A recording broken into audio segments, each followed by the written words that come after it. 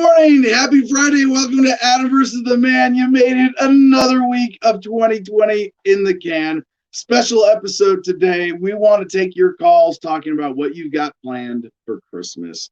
That's right. This lonely Jew on Christmas is probably going to be here in Gardenia. Well, no, I'll be with my wife in California, but we are taking off 3 days. Christmas, in case you didn't notice, Christmas is next Thursday.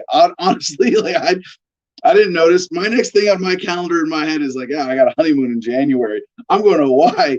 I don't need to worry about Christmas, right? No, Christmas is coming up on Thursday, so we're going to be taking off Wednesday, Thursday, Friday of next week's show. We're going to be kicking Monday, big COVID block, giant block of COVID.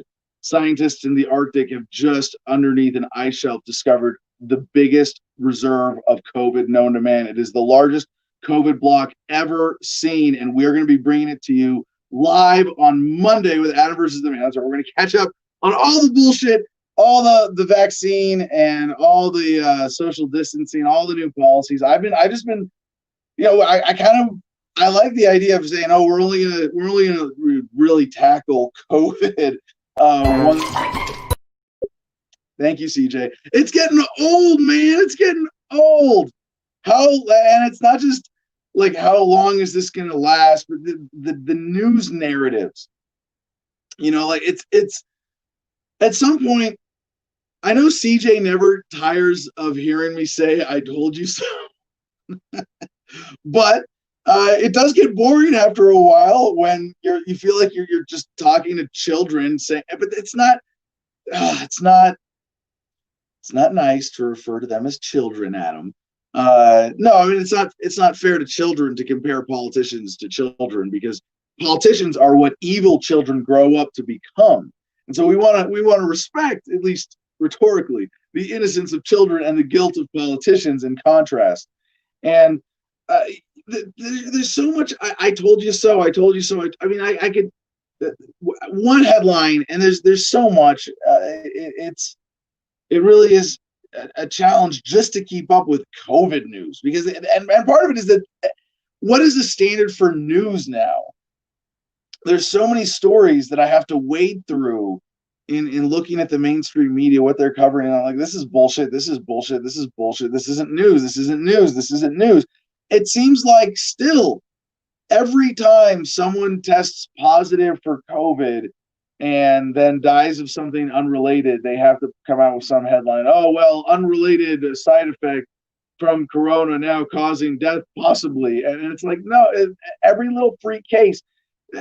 There's a way that this has gotten into the American psyche, the global human psyche. I don't know how else to describe it other than this dark cloud just hanging over everything. And so congratulations, CJ. Somehow in a show Friday, we're supposed to not be talking about anything. You've got me talking about the virus, which shall not be named. I said the virus. Okay, so for today's call-in show, we want to hear, what you got going on for Christmas. And it's in the age of the virus, which shall not be named. We want to know, is there going to be, after Thanksgiving, how many people in our audience, we get some comments, it might be helpful. How many of you traveled for Thanksgiving? How many of you died of COVID? If you died of COVID, please raise your hand. Okay, so we want to know what you have.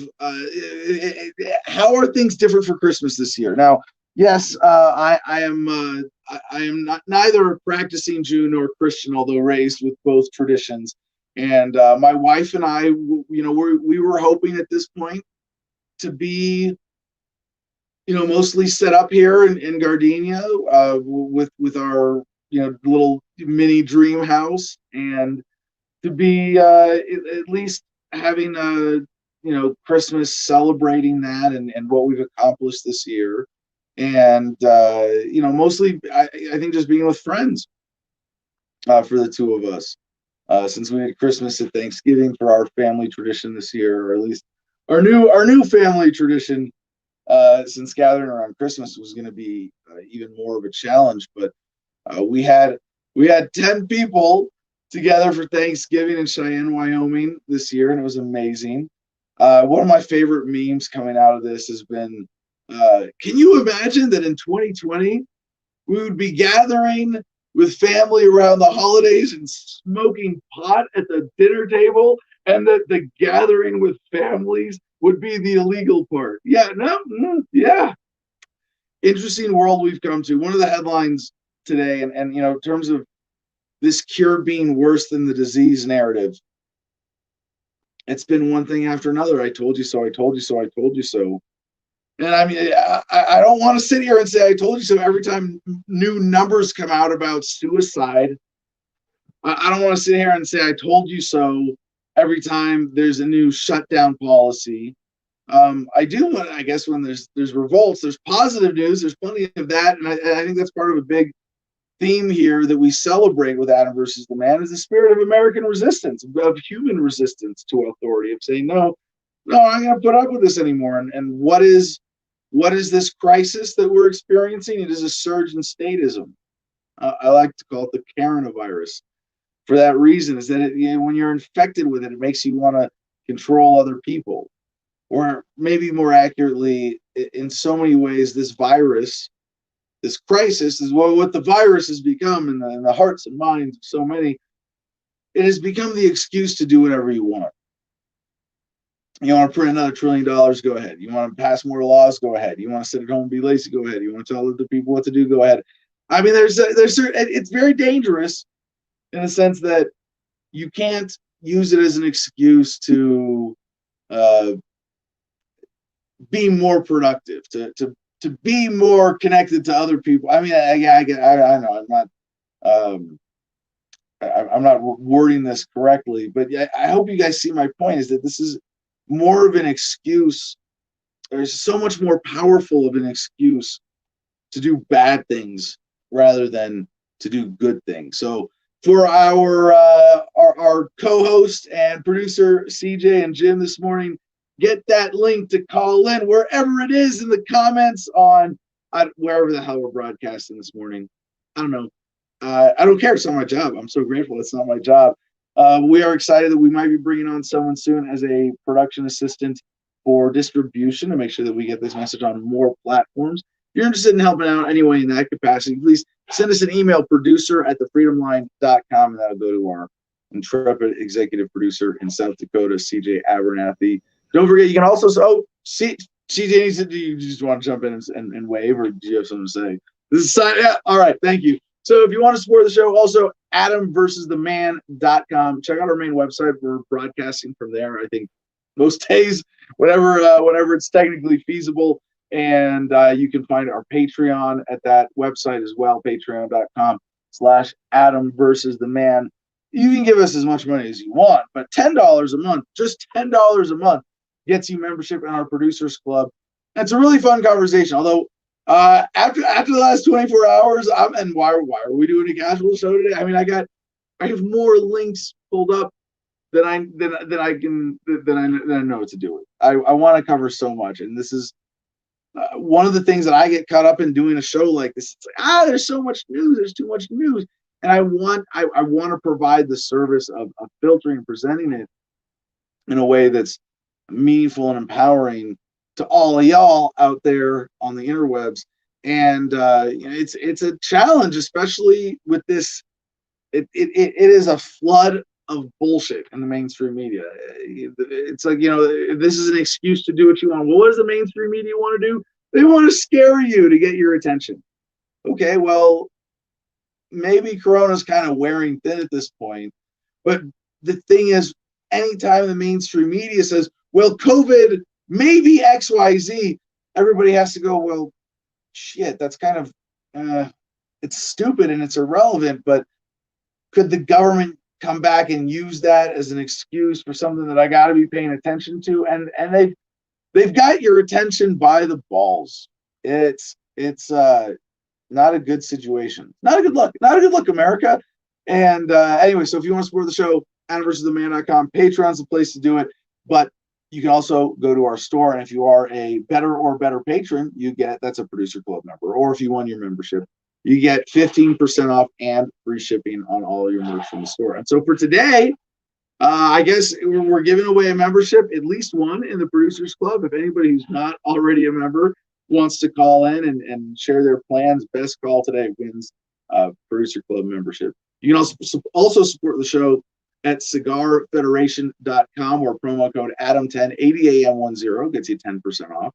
And then makethemdebate.com, a really cool way to pledge sponsorship, just sort of individual incentives to make debates happen. And it's been a while since the first one. I don't know what's going on with the platform, but we need to make another debate happen. So with that, let's get Comment Jim Freedom up here on stage, checking with the audience this morning. And Jim, how you doing, brother? I'm doing well. How are you doing this morning, brother? Not bad. I don't know. I was kind of hoping you were going to be here in Gardenia this weekend, and yet you're working, man. Working. Yeah. I thought we were working for the weekend, not on the weekend.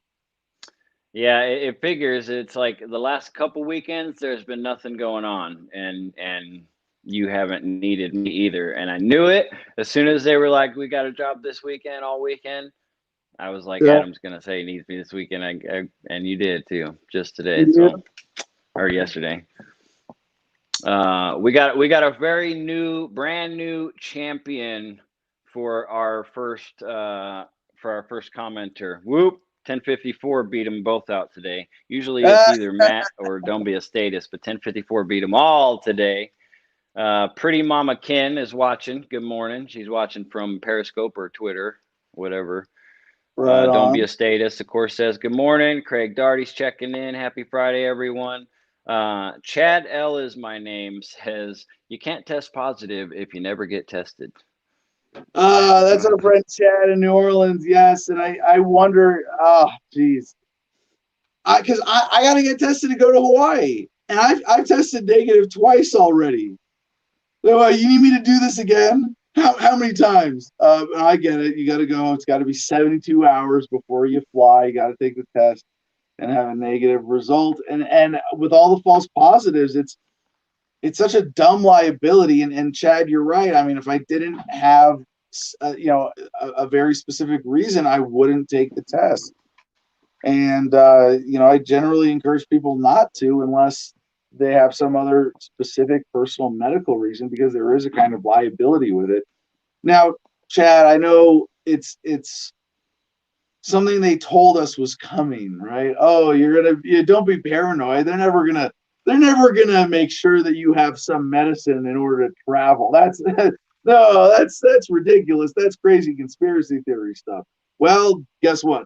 The health conspiracy theorists were right, and here we are. This is the reality of the world we live in, and I don't want to take the test, man. I really don't. It's a liability. The only sort of comforting thought that I have in all of that is that there's so many people, and there are going to be enough false positives and false negatives that we know about, that the idea of the tests being unreliable is going to be common understanding. So I'm afraid. I'm more afraid of this as a warm up for something worse. Yeah, for or wherever they stick that needle. Empty Matter saying, we got the shot in. Come and get them before all the nurses get them and pass out on it. I saw that meme suggesting, or I don't know if it was a meme, but I saw something online suggesting that it wasn't good to give it to the first responders first, because if there's negative effects, then you just took out our healthcare team. You know what I mean? So I was like, oh, I never thought of it that way. That's kind of funny, but the effects aren't that bad. It was going to take out the American, nursing staff. No.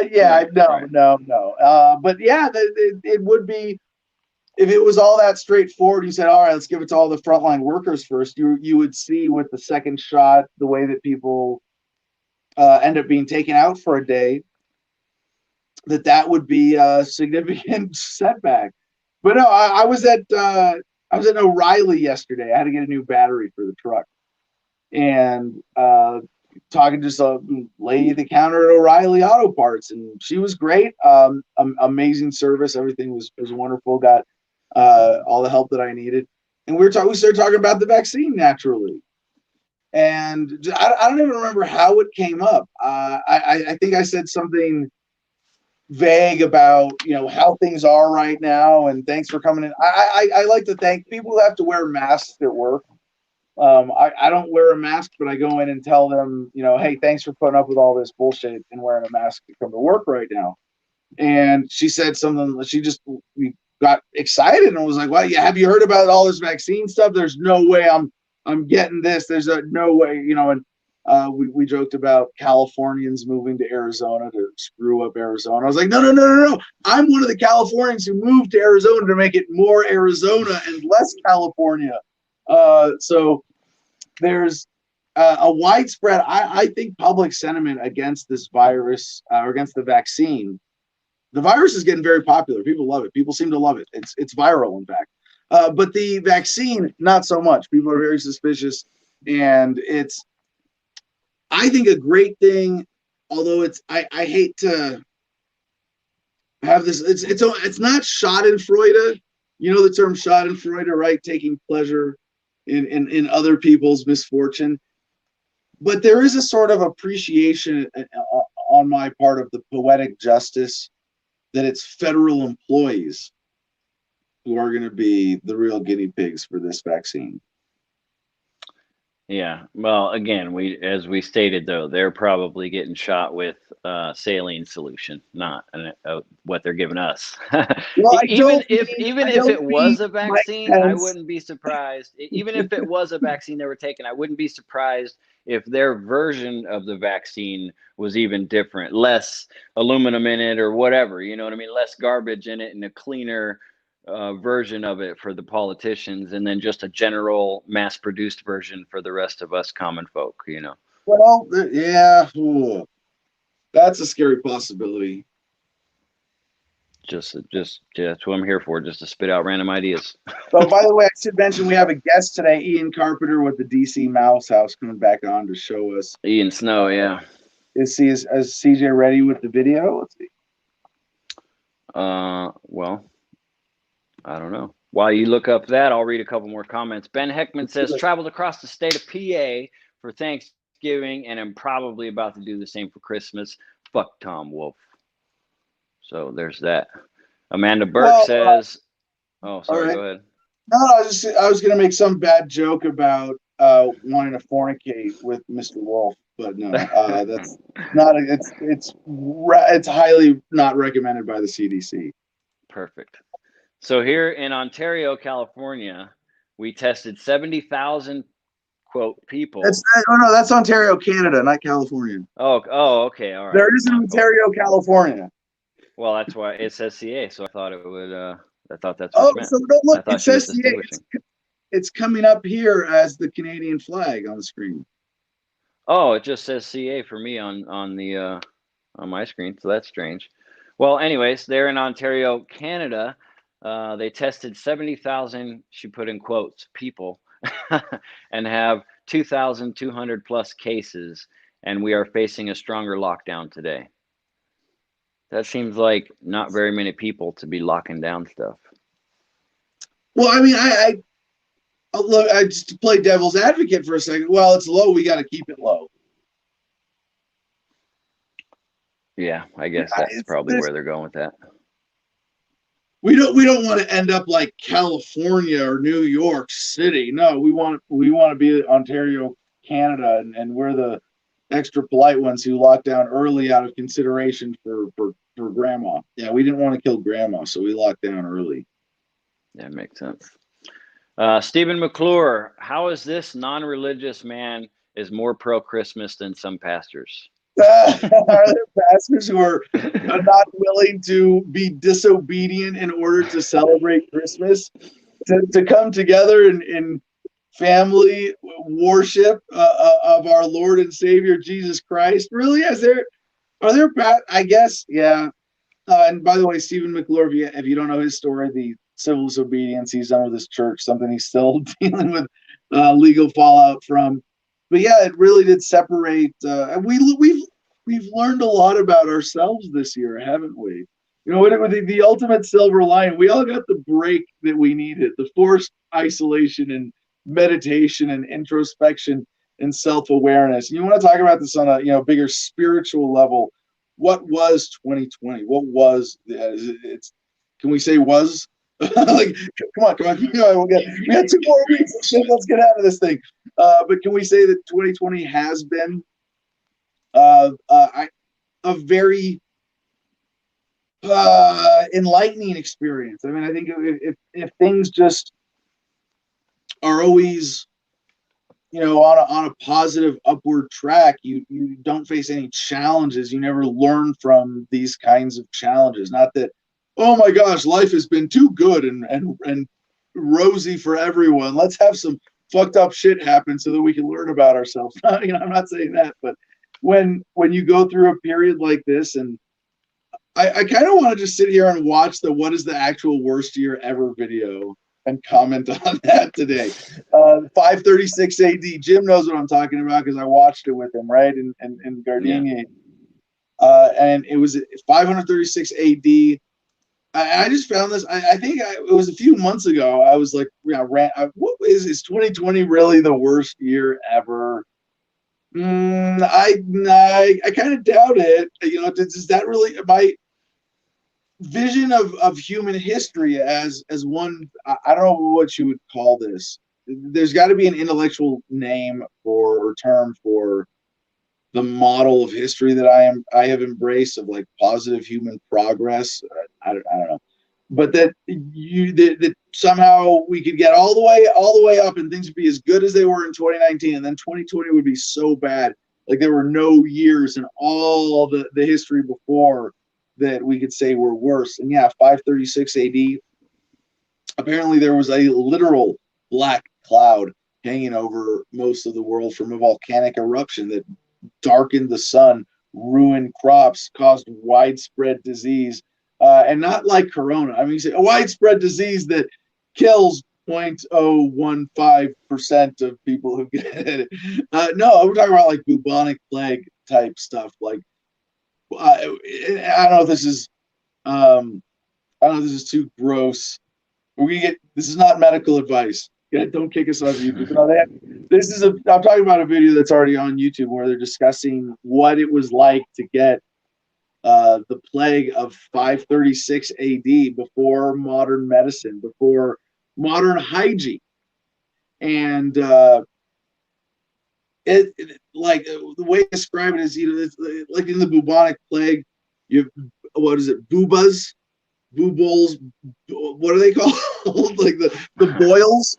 You get like giant pus-filled boils from the bubonic plague, and it was the same thing with whatever the plague of 536 AD was.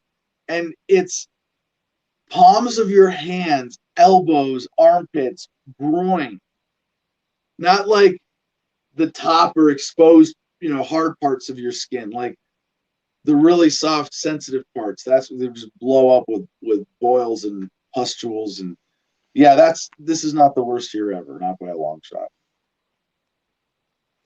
Yeah, definitely. I mean, I think that when people say that, generally, it's the general term. It's a trendy term. You know what I mean? For shit's real fucked up. You know what I mean? That's just a way for people to say, man, shit's so screwed up right now. It's just they spit it out without even thinking about it. It's the worst year ever. It's that. I don't think anyone that actually says it, the majority of people that say it in any conversation, don't mean it literally. I don't think. You know what I mean? The way, if they stopped and thought about it for 5 minutes, like if you questioned them, is it really though? And they honestly said, well, let me think about it. They would probably think, yeah, I guess maybe not. But, but then they would go back to, but it's fucked up.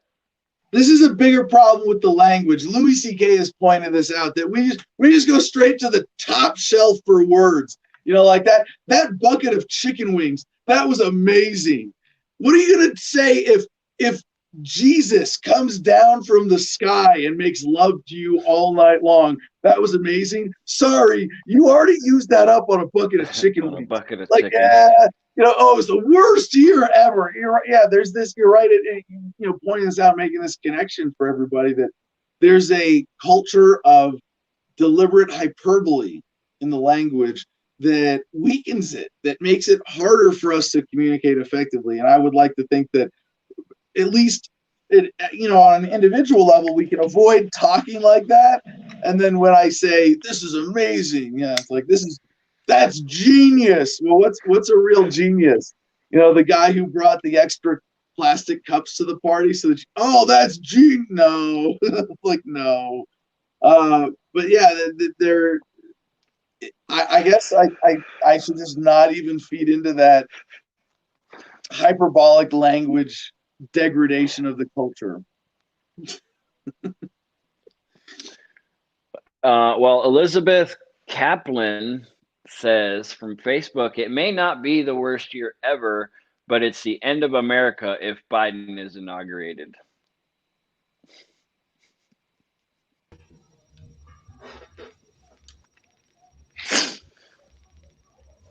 So that's that. Whereas Jared, well, hold on. No. If CJ's not going to take that one apart, I'm not going to let it go. Oh, Biden inaugurated is the end of America. Why? Is it because he's 2% more socialist than Donald Trump? Really? That's going to make it the end of America? What is America? Well, first of all, I mean, you're gonna throw out some silly shit like that in my comments. No. You're not going to walk away with just a little face palm here. We're going to smack this one around a little bit. No, what is America, first of all? You want to say America is the country? America is the government? America? I mean, I like to think of a nobler definition of America as based on a concept of Americanism, of throwing off empires to declare your independence in the name of freedom. And, Biden is the end of, no, if that was, by any of those definitions, right? The country, the people, everything, the government, the ideals, either they're so strong. You talk about the government. Is the government going to end because Biden is inaugurated? No. Is the country itself going to stop existing because Biden? Now, if you want to say that maybe Biden being inaugurated is going to cause Texas to secede, I'd be like, cool. Is that Hopefully. the end of America? Would you define America so narrowly as to be, well, it is exactly the status quo. If the status quo changes, it's not America anymore. If Texas is its own country and the rest of us are left here without Texas, then we're not America and it's Biden's fault and it's the end of America. No, because if Texas does that, Texas would be more American than the rest of America. You see how that works? Certainly by the standard of what is Americanism.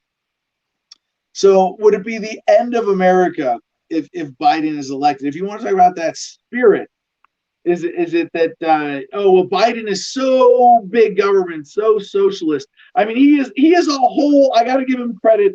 Biden is at least 2% more socialist than Donald Trump. Jim knows what I'm talking about. If Elizabeth is perhaps new to this analysis, socialism is the standard in America. We don't have a two-party system. We have a one-party system, the American Socialist Party, and you can choose between red-flavored socialism and blue-flavored socialism. Technically, they're both also communist and fascist, although I'll spare you the whole definition example because I've done it like 5 times this last month. But yeah, look at the planks of the Communist Manifesto. Look at the definition of fascism from Mussolini, the merging of corporations and the state. So we have socialized defense, socialized safety, socialized monetary policy, socialized retirement. We even have it in the name there, Social Security. Socialized medicine. I mean, even without Obamacare, Medicare, Medicaid, et cetera, et cetera.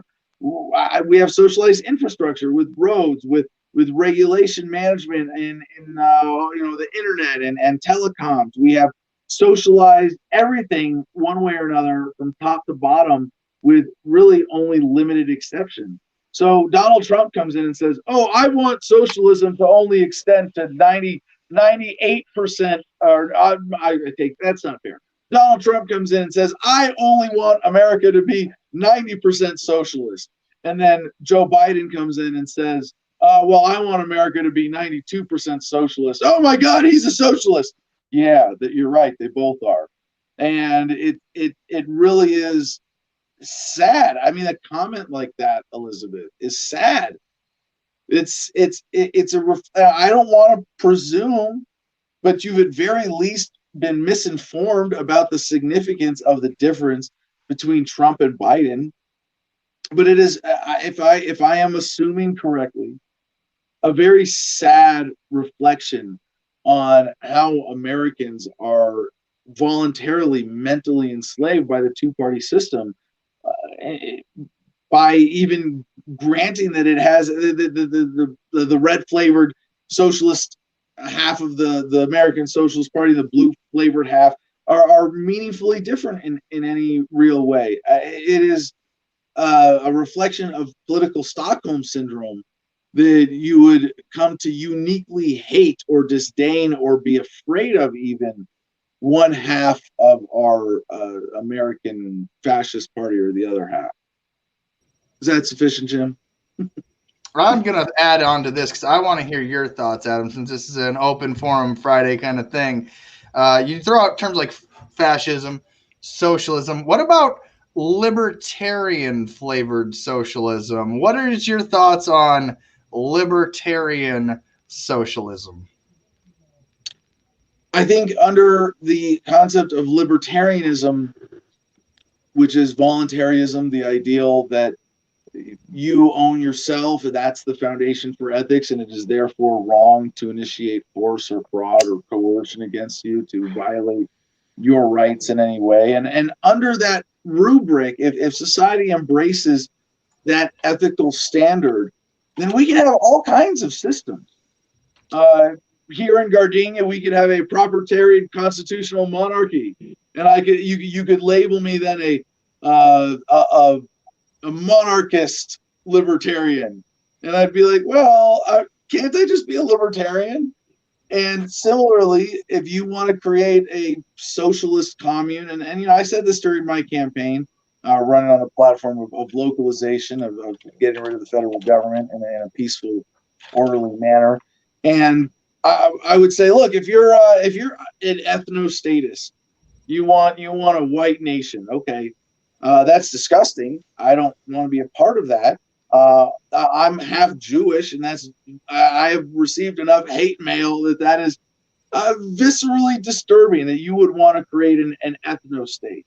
But if you want to do it voluntarily, you haven't created like a new category of libertarian where you're the racist libertarian. No. You have some disgusting and wrong personal preferences of who you want to associate with. And I'm not going to stop you from doing that because I am a libertarian and an ethical libertarian. And on the flip side, you want to create a gun-grabbing socialist, nudist commune in the woods? That's great. I'll take my entertainment value from a distance. I don't want to be a part of that either.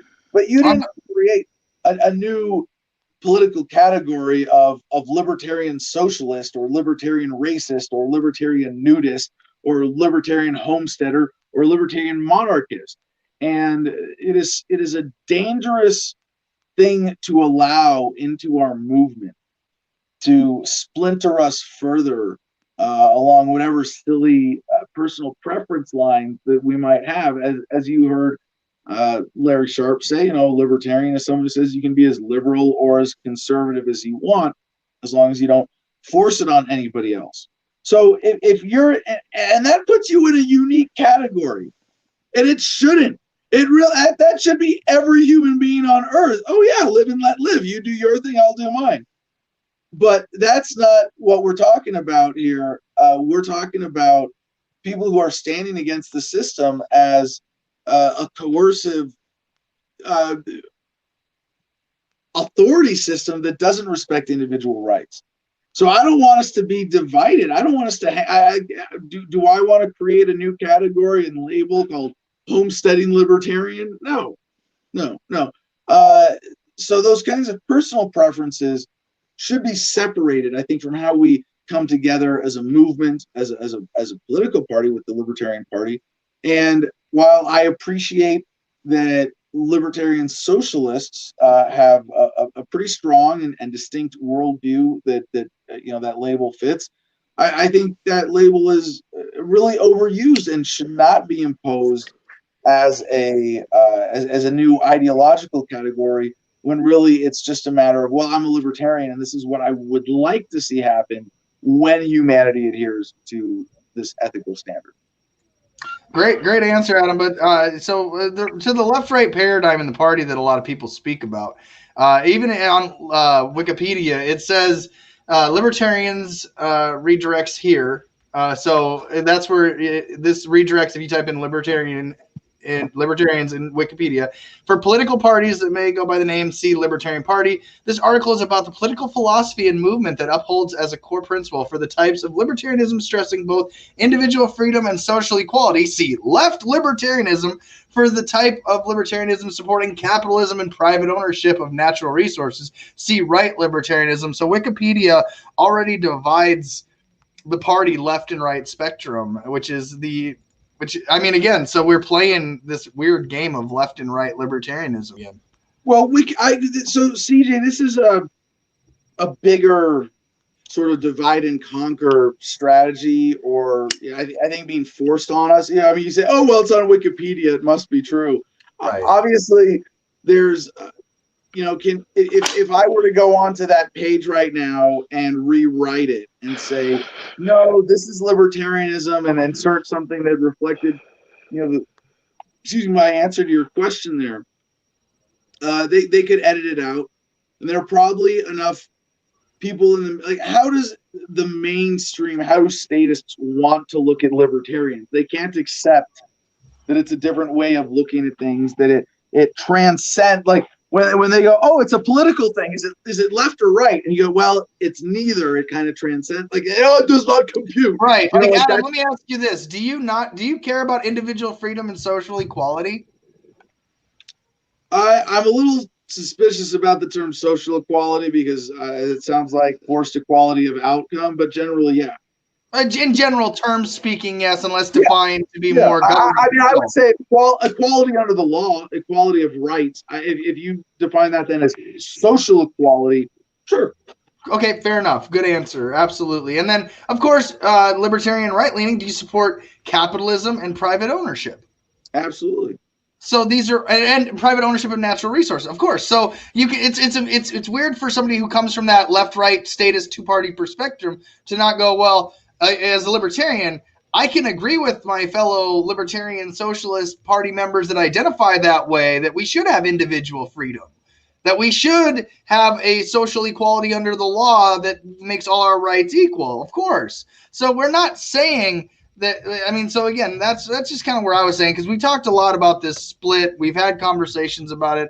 I thought, why not wrap it up with a good question, since you were throwing out these isms and terms, to talk about libertarianism and to maybe bridge that divide between the left and right spectrum that this two-party system creates for us. I agree we should have private ownership, and I support capitalism, but I also think we should be free. And so, yeah, but I appreciate you answering that one. Just real quick for... Well, before we move on from that, CJ, that's it. This is a really important idea. I'm glad you did that, and it got me to a better understanding for myself on this one, because there's this general dynamic of division within the libertarian movement, and one of the greatest fault lines is left-right, although historically it's been minarchist-anarchist, which has been also hugely divisive and destructive. And I don't want to suggest that there's some conspiracy of bankers sitting around going, let's subvert the libertarians through divide and conquer, and we're going to make the left libertarians fight the right libertarians, and we're going to make the rest of America think that they're just different kinds of left and right within. No, there is a natural inclination towards this, and there are a few natural things that we can just be aware of and fight and stand up to, or resist maybe, without getting overwhelmed by them. And so one of the natural tendencies is just, I stepped out of the herd because I didn't want to be a part of that toxic collective. And now that I'm separate, there are other people standing outside of the herd, and I want to, differentiate myself from all of them as well. There's this weird, I have to stand alone intellectually splinter dynamic of the libertarian mindset. And that's natural. That's okay. That's going to happen. Everybody gets into the movement and goes, well, what kind of libertarian am I? Let me apply more labels to myself. Literally, right? At the conventions, it's label. Hey, label. Just for the record, I'm that guy, though. I'm that guy.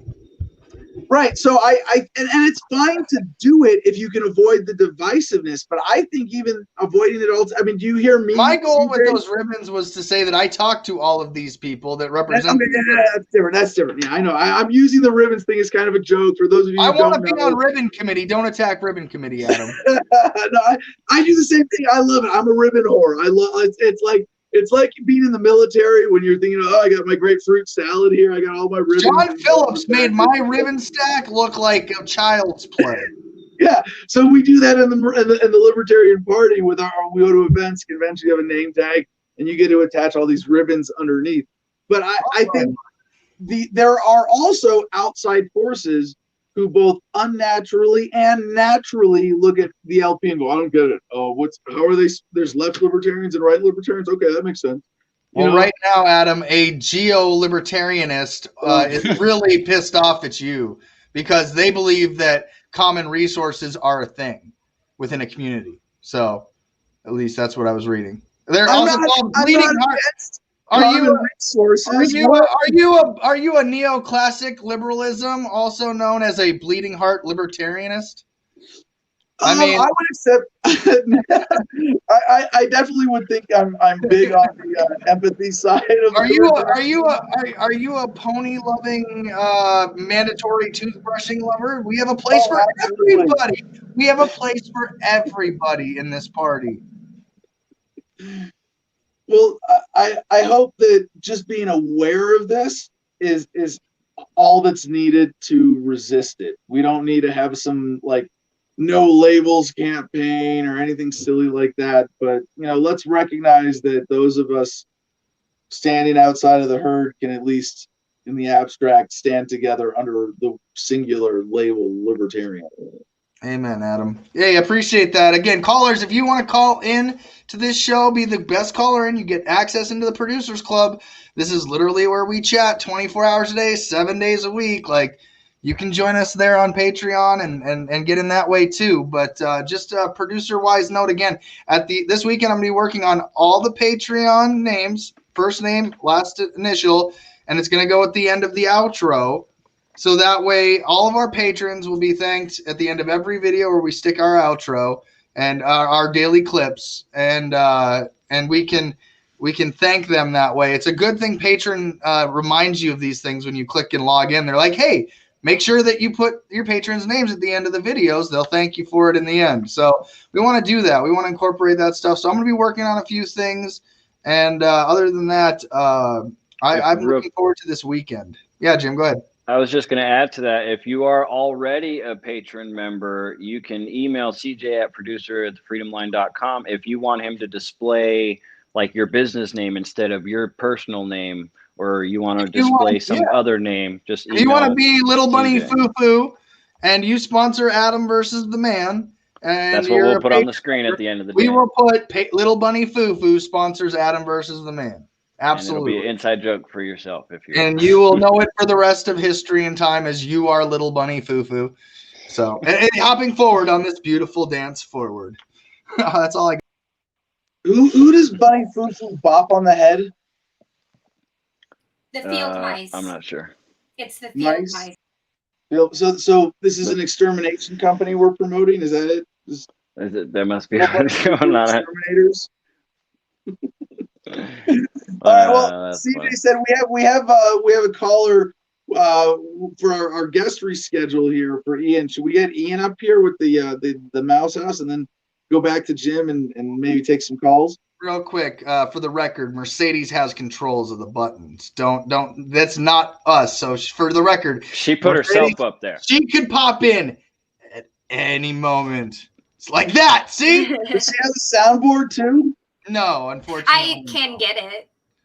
But I mean, again, I don't know how complicated that portion would be, but we can play with it someday. I'm sure that's what she said. But I just never abused my power, so I'm sorry. I just right? No, absolutely. Watching, well, working. the debate manager, I mean, I think I personally think if you're backstage, you should come on and do the Make Them Debate promo when it's time to do promos. You're the debate manager. I do match the website with my makeup.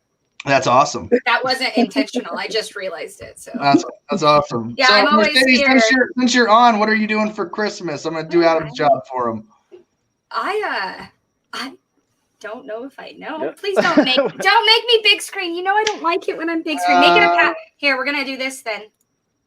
No, not that one. The panel.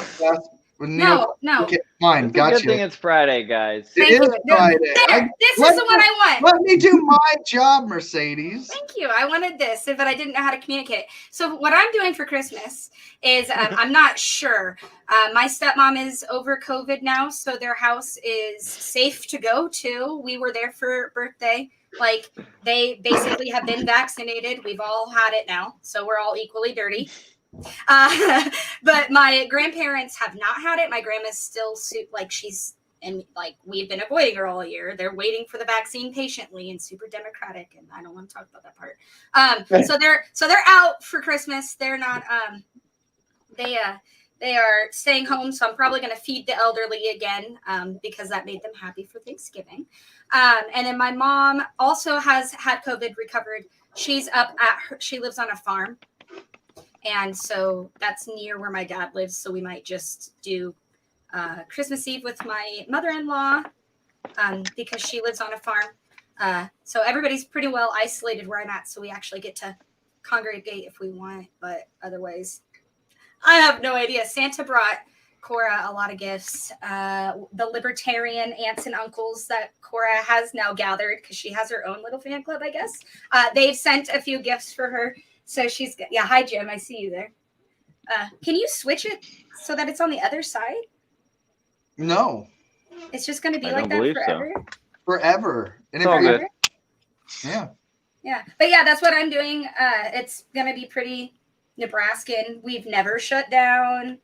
Mask mandates are local only. The state's like, if you do it, we're going to sue you. So, like, Nebraska's just never really gone crazy, except for the toilet paper thing. I'm still... Well, Mercedes is plenty of other crazy shit to complain about in Nebraska, but... that's why, like, they're like, we're so... It's not for everyone anyway, so we're just gonna not stir the pot, because we're so close to Civil War anyway. That they're just like... Mercedes, I think you just unintentionally came up with Nebraska's new state motto. It's not for everyone. No, that is our state motto. South Dakota is meth, we're on it, and Nebraska is it's not for everyone. When we make those jokes, we're not kidding. They are the state. It used to be the good life for everyone, the good life for all, and now it's not for everyone. Well, you know what? When I was running for Congress in New Mexico, a big part of my platform was that we're going to change it from Land of Enchantment to New Mexico. It's cleaner than the old Mexico. Now, Mercedes, about gathering, I figured you might be the person to ask about these tests and antibodies. Because and I know there's so many issues, top to bottom, government bullshit interference with testing. But when I got my blood prick test in, I think was it April? I can't remember now. It was just as easy to test for antibodies as for the virus. Do you know anything about that? Can people get tested? I mean, yes. I've heard lots of, how do I condense this into 120 characters or less? So we here, I've seen some articles where blood banks are like, we're not taking your blood, but the Red Cross at a press conference with the state the same day that the bishop spoke, that's a different story. We're like, if you donate blood, we're going to test you for antibodies, and we want that blood with the antibodies. And plasma centers, other places are like, well, we don't want your plasma because it might have COVID. And our plasma center's like, give us your plasma. We want that so that we can test you for antibodies. So, like, what's happening in Nebraska is that COVID's being based off of facts and information, and we're actually sharing information within the state. Like my state governor, as much as I hate him and I hate the state and I hate how he runs his press conferences and lets the Catholic Church talk to him during them, they're giving us real factual data because we have UNMC here and we deal with biological, like we had Ebola patients here. Like my hospital here in town is set up to take those kinds of cases. So they can't lie to us. They cannot lie to us. They can't lie to you in Nebraska? Why did they make it Like they illegal do? to lie? No, I mean, where our general population is educated enough that they cannot lie to us. Now we've had the brain drain, and that's affected the information because we do have the propaganda. I see what's going on and who's spouting it. Trump supporters. But that's just it. Is we have, like, I live in a college town. It's very purple, so they can't lie to us here. We know what's going on. We know how to treat it. Our hospitalizations are leveling out. Like the helicopter I've not been bugged by for the last week. Like we've got it contained again because we all listen and we pay attention. So what I'm seeing with yeah, right. I heard that too. Yeah, there was feedback when I said that, which is why I'm censored because I don't lie. I tell the truth on the internet and they don't like that. Because if I'm sitting here going, there was when I said that they don't lie to us here. There was a weird buzz in my headphones, and I guess you heard it too. No, I was or saying. didn't you hear that? CJ oh, the buzzer. I was saying CJ needed to hit the buzzer. They can't lie to us. Oh, well, I had a weird feedback when I said that, so I'm gonna just say that on there. No, but like, it's localized. I can't hear you. You're muted. Did you just Mercedes Jim? Yeah, you just pop in. I know. Yes, I did. I love Welcome that, to Friday. That's what makes it interesting. You don't know what's going to happen. It's like whack-a-mole. No. So yeah, with the COVID test and the antibody tests, I have a girlfriend that works in a lab in a hospital, and her sister is a nurse, and they've been fighting all year about it because the nurse sees one thing and the testers in the lab seeing another thing. And so with the antibody tests and the vaccine and everything, they're recommending that women who are breastfeeding, me, and children don't get the vaccine. I'm making antibodies actively. So the way there's so much misinformation with the testing and with the antibody tests and with just blood donation in general that it's almost like they're trying to cause chaos. They're trying to keep us from figuring out what's going on. They're trying to keep us in our little bubbles of isolation because, like you guys were talking about earlier, libertarianism. Like I found the Libertarian Party and they're like, what are you? Are you an ANCOM? Are you a LibSoc? Like, I'm like, I believe I don't like the state and that everybody should be free and that the Constitution isn't a legitimate document, but it's the best thing we have and we need to work on that. Well, come join us in our little club corner where you can be isolated from the rest of the Libertarian Party and be a part of our clique instead. Yeah, well, thank you. Thank you very much. So yeah, that's where I'm at on COVID testing and everything. Like I'm still pro-mask because it helps with facial recognition not working. Like that's my main point, and I will keep saying that. But I'm also a germaphobe, and I already was doing everything I've been doing all year. And so, but the people in my community are the same way.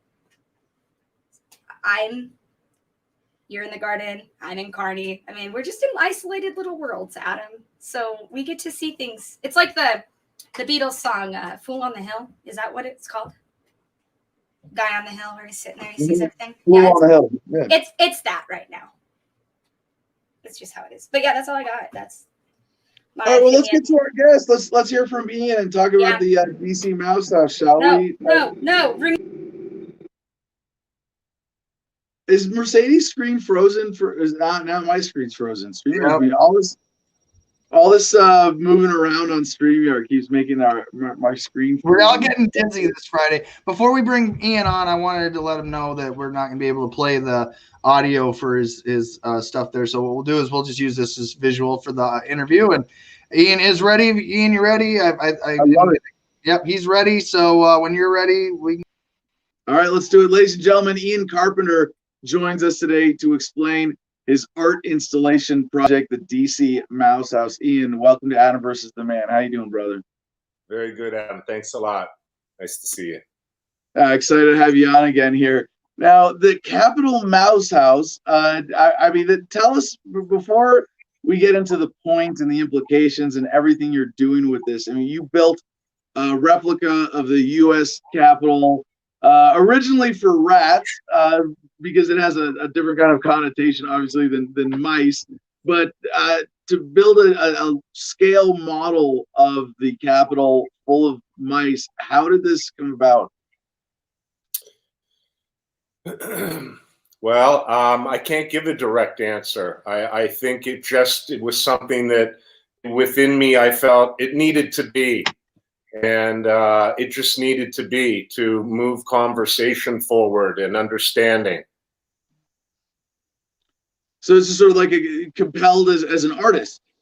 Yeah, very much. I remember seeing a cartoon somebody did of Ron Paul lifting up Capitol Hill and someone going, "It's an earthquake." And someone went, No, it's Ron Paul. And under Capitol Hill were rats and eels and slimy things. And it just was effective to me in communicating. And I thought it was long overdue that something like this was made. So how did you put this thing together, and what do you plan on doing with it? Well, it just, first it started as an idea, as a laugh. And so it required a sketch. It required a little bit of studying the actual building.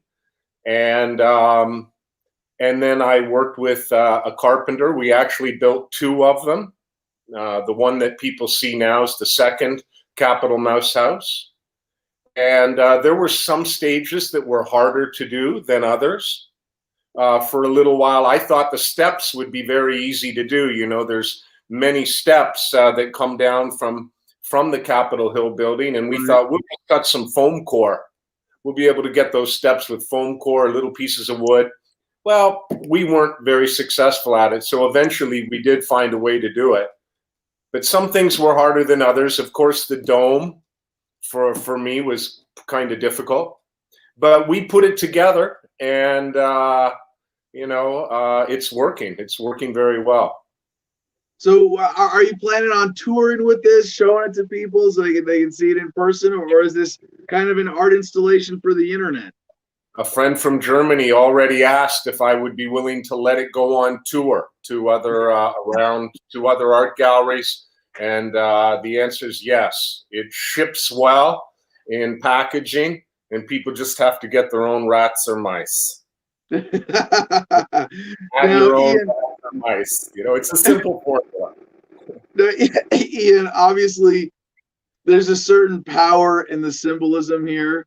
Although every time I say that, I have to quote George Carlin, "Leave the symbols to the simple-minded." But you are evoking something. I don't think anybody can look at this and not at least be led to think about something that you want them to think about. However, at its core, what you're doing is comparing human beings to animals. Do you think this is dehumanizing or inappropriate in that sense? I think I don't think it's inappropriate.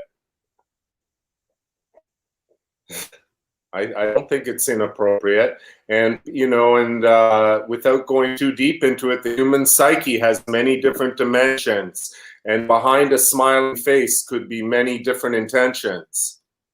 Well, Ian, so, I want to ask you then I want to bring this out of you. Why is it appropriate to compare our dear political leaders to vermin? You mean the foundations of our society, the pillars of society? Yeah, right.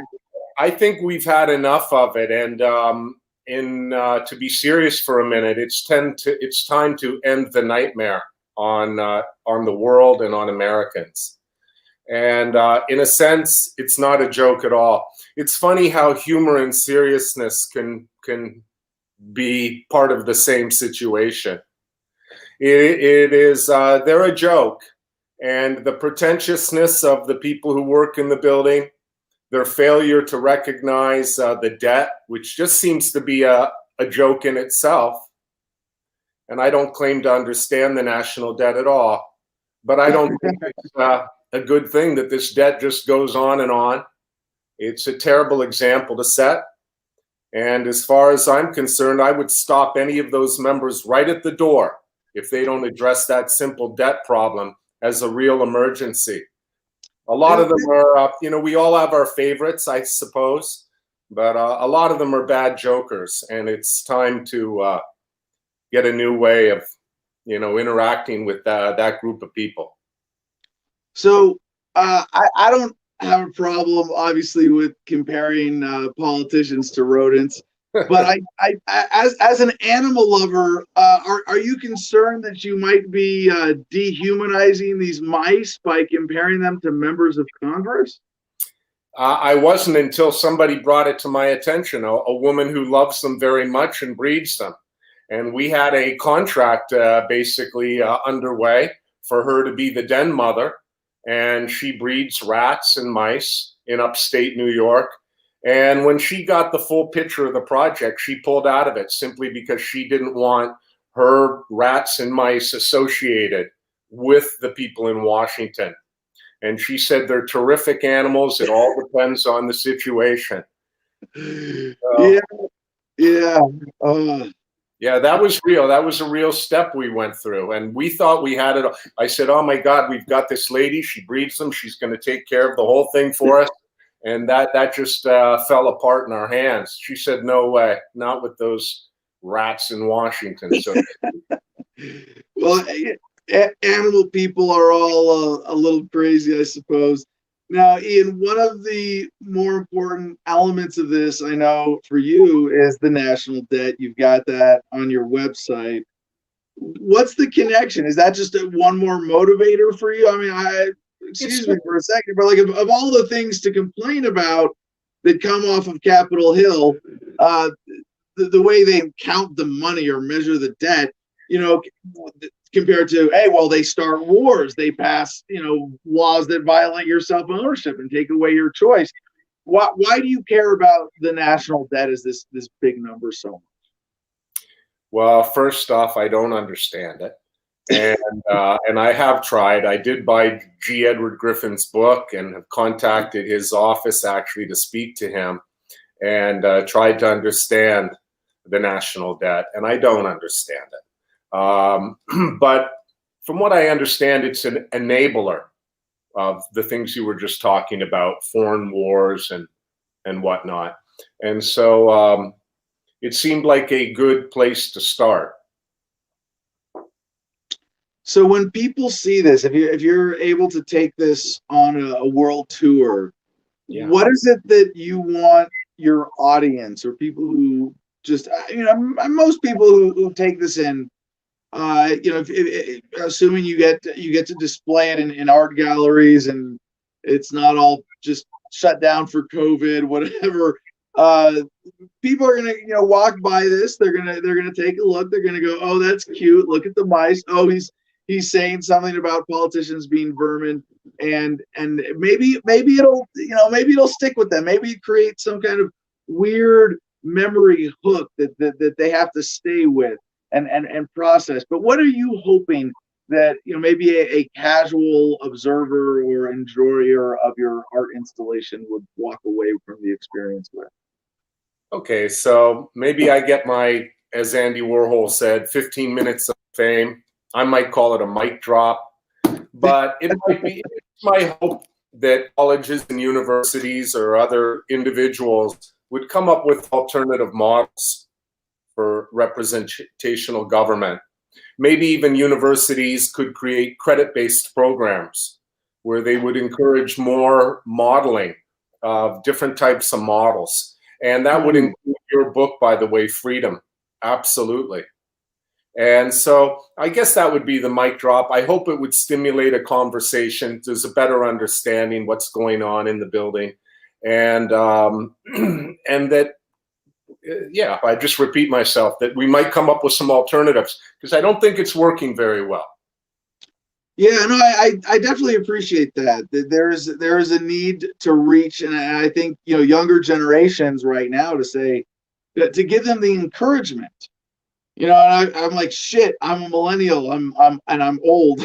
But to even just to people who are in grade school today, to be like, yeah, no, you really need to think of something fundamentally different, right? Yeah, I find myself thinking about the people, whether it's Schumer or Pelosi or Lindsey Graham or Tom Cotton. I'm thinking about all these jokers instead of my family. And they're taking up a lot of bandwidth, a lot of time and space in our lives when they're pretty much entrusted to solve a bunch of administrative problems, I think, for us. And they become celebrities, and they think it's a game of fighting between themselves, which the public finds amusing. Maybe some people do. But I think it's terrible. It's more like a calculated distraction than an amusement. You're absolutely right on there, Ian. It's a very exciting project. I wish you the best of luck. What can people do to support this, or at least make sure that it goes out and that more people get the chance? I mean, it's a cool art installation project that you have created that I think gives you an opportunity to interject this message into a lot of the conversations around modern art. If you're able to do that, I would be very excited to see what positive inspiration comes out of this. So what can people do to help this project? We haven't set up much at the moment. We do have a Capital Mouse House t-shirt, which is pretty cool, and hopefully the links are working on the live1.tv website.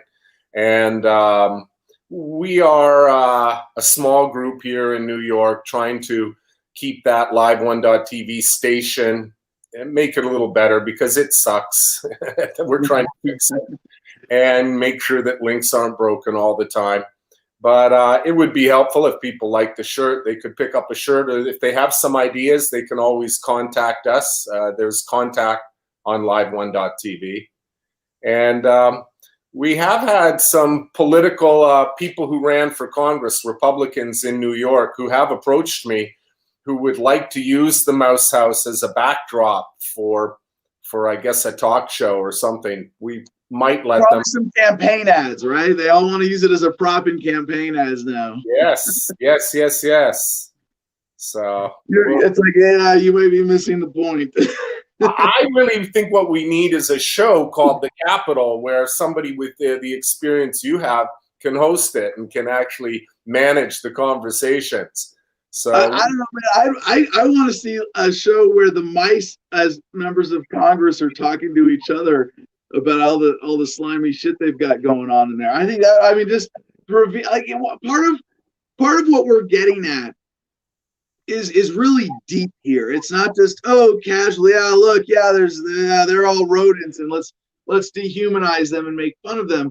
But if you think, what would a TV show be like if you had the mice in Congress like talking to each other, explaining all their backroom deals and the stuff that they do behind closed doors to subvert the will of the American people for their own profit? I mean, that's what this is really all about. And if you could use this to take, there's so many different ways you could go with this, Ian. But yeah, I'd love to see a show where it's just the rodents talking to each other, and you get to reveal these hypothetical behind the scenes conversations that we know happen. We just don't ever have the direct proof of it, except in the outcomes. Yeah, we're thinking about that, like a daily Capitol show where we can see all the mice running around, but we just run down actual events that happened on that day. So I don't think Chuck Todd and Meet the Press have the news game cornered. Not too intimidated by Wolf Blitzer and his Situation Report. Haven't watched it in years. Yeah. Well, Ian, thank you so much for doing this and for coming on the show today. Is there anything else you want people to know about your project? No, I hope they enjoy it, and that's enough. Thanks. All right. Thank you so much, Ian. Okay. All right. That was fun, man. I'm really glad we got to cover that exactly the way that we did on a casual Friday. I want to go back to Jim before we get to it. Just jump into another caller here. Comments on that? I mean, I look when I first looked at the DC Mouse House project as an art installation, I didn't really appreciate it as an art installation with a politically provocative message, because that's what it is. I thought it was just kind of like I thought it was kind of goofy because it didn't have a clear enough message. I mean, that's what I want as a libertarian. Like, for my weird INTJ intellectual personality, I just want to be like, all right, this is the message. I don't want you to abstract it for me. Don't make it pretty. Don't make it look cool or interesting. Just tell me how it is. And that's the anti-art side of my brain talking. And then, sometimes it takes a while for the pro-art, the abstract creative thinker who's more receptive to kick in and take over. And I think that's kind of what happened when, as I looked at the DC Mouse House as an argument. At first I was like, they were supposed to have rats, and they didn't make it big enough. What the heck? Okay, it wasn't practical, so they did it with mice. All right, fair enough. But it's like, what can't it? There's something really cool about just this kind of weird abstract art installation. Imagine having to walk by that in an art museum or anywhere else it would be appropriate as an art installation, and having to go, yeah, that's speaking to something really powerful, isn't it? Mm-hmm. Yeah, definitely. 1054 suggests there may not be an animal disgusting enough to draw as a comparison to politicians. Maybe the Ichneumon wasp? Is that how you pronounce that? Now we got to figure out what that is. What is the Ichneumon? CJ's probably Googling it right now, maybe. I don't know. Ichneumon wasp. Ichneumon. Yeah. Ichneumon wasp. Never heard. You want me to Google this? Yeah. Okay. I mean, see that it makes me. Every time I see, it's like, well, we can do it like this. Well, that's good art if it makes you want to do your own version of it, right? That's where I go. Let's do one with centipedes and millipedes and and crickets and just like actually have it all full of bugs. Maybe that would be more appropriate. All right, so this is the Ichneumon wasp. Into an ant's nest, but not merely as lodgers. It has a more sinister intention. Somehow or other, in a meadow full of ants' nests, it can detect which one harbors a butterfly caterpillar, and this, it decides, is one of those. Once inside, the ants start to attack it, as you might expect, but then the ant's behavior changes. There's pandemonium. The wasp has released a pheromone that makes the ants attack one another. What? With the defenders fighting. That's definitely a better comparison for the politician. Into the nest. Dang. It's reached the nursery, and here lie the caterpillars. Now they are defenseless. Savages. This is some weird shit, guys. Oh, yeah. The wasp sets about injecting each of them with an egg. A few ants do their best to prevent this, but there is no real opposition. This is a metaphor for America. Oh no! Not for America, it's politicians. Well, we are the ants, obviously, and they're the politicians.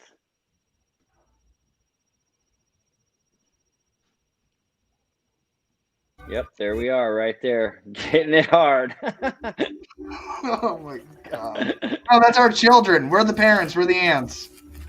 The wasp, Yeah, fighting amongst each other, right? Fighting amongst each other while the kids are getting with the wasp railroaded by the these ant wasps. colony slowly returns. Terrible metaphors today, Caterpillars are still guys. there, alive, But and apparently accurate, but and the terrible ants continue to metaphors. be careful.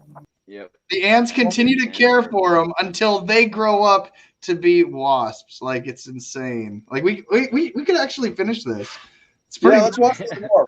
Absolutely, we could. We haven't been taken down yet. Each starts to construct the chrysalis, which all butterflies need as a protection while they turn themselves into adults.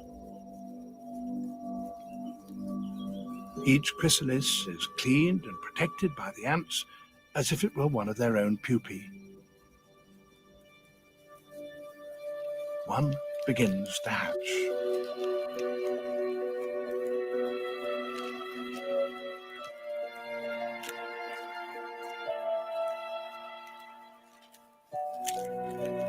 Out of it comes, yes, a blue butterfly. It leaves its foster home. Out in the open, its limp wings can expand. And now it's ready to flutter and flirt just as its parents did. And the ants are still bewitched by the traces of pheromone clinging to the empty shell the butterfly leaves behind. But there are still others in the nest, as yet unhatched.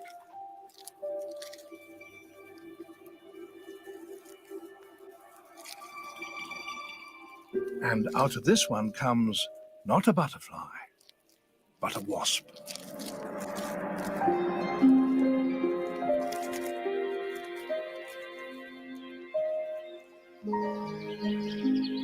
Hardwired into the microscopic brain of this ordinary-looking insect are a whole series of skills, sensitivities, and reactions that will enable it, in its turn, to give its own offspring a special start in life.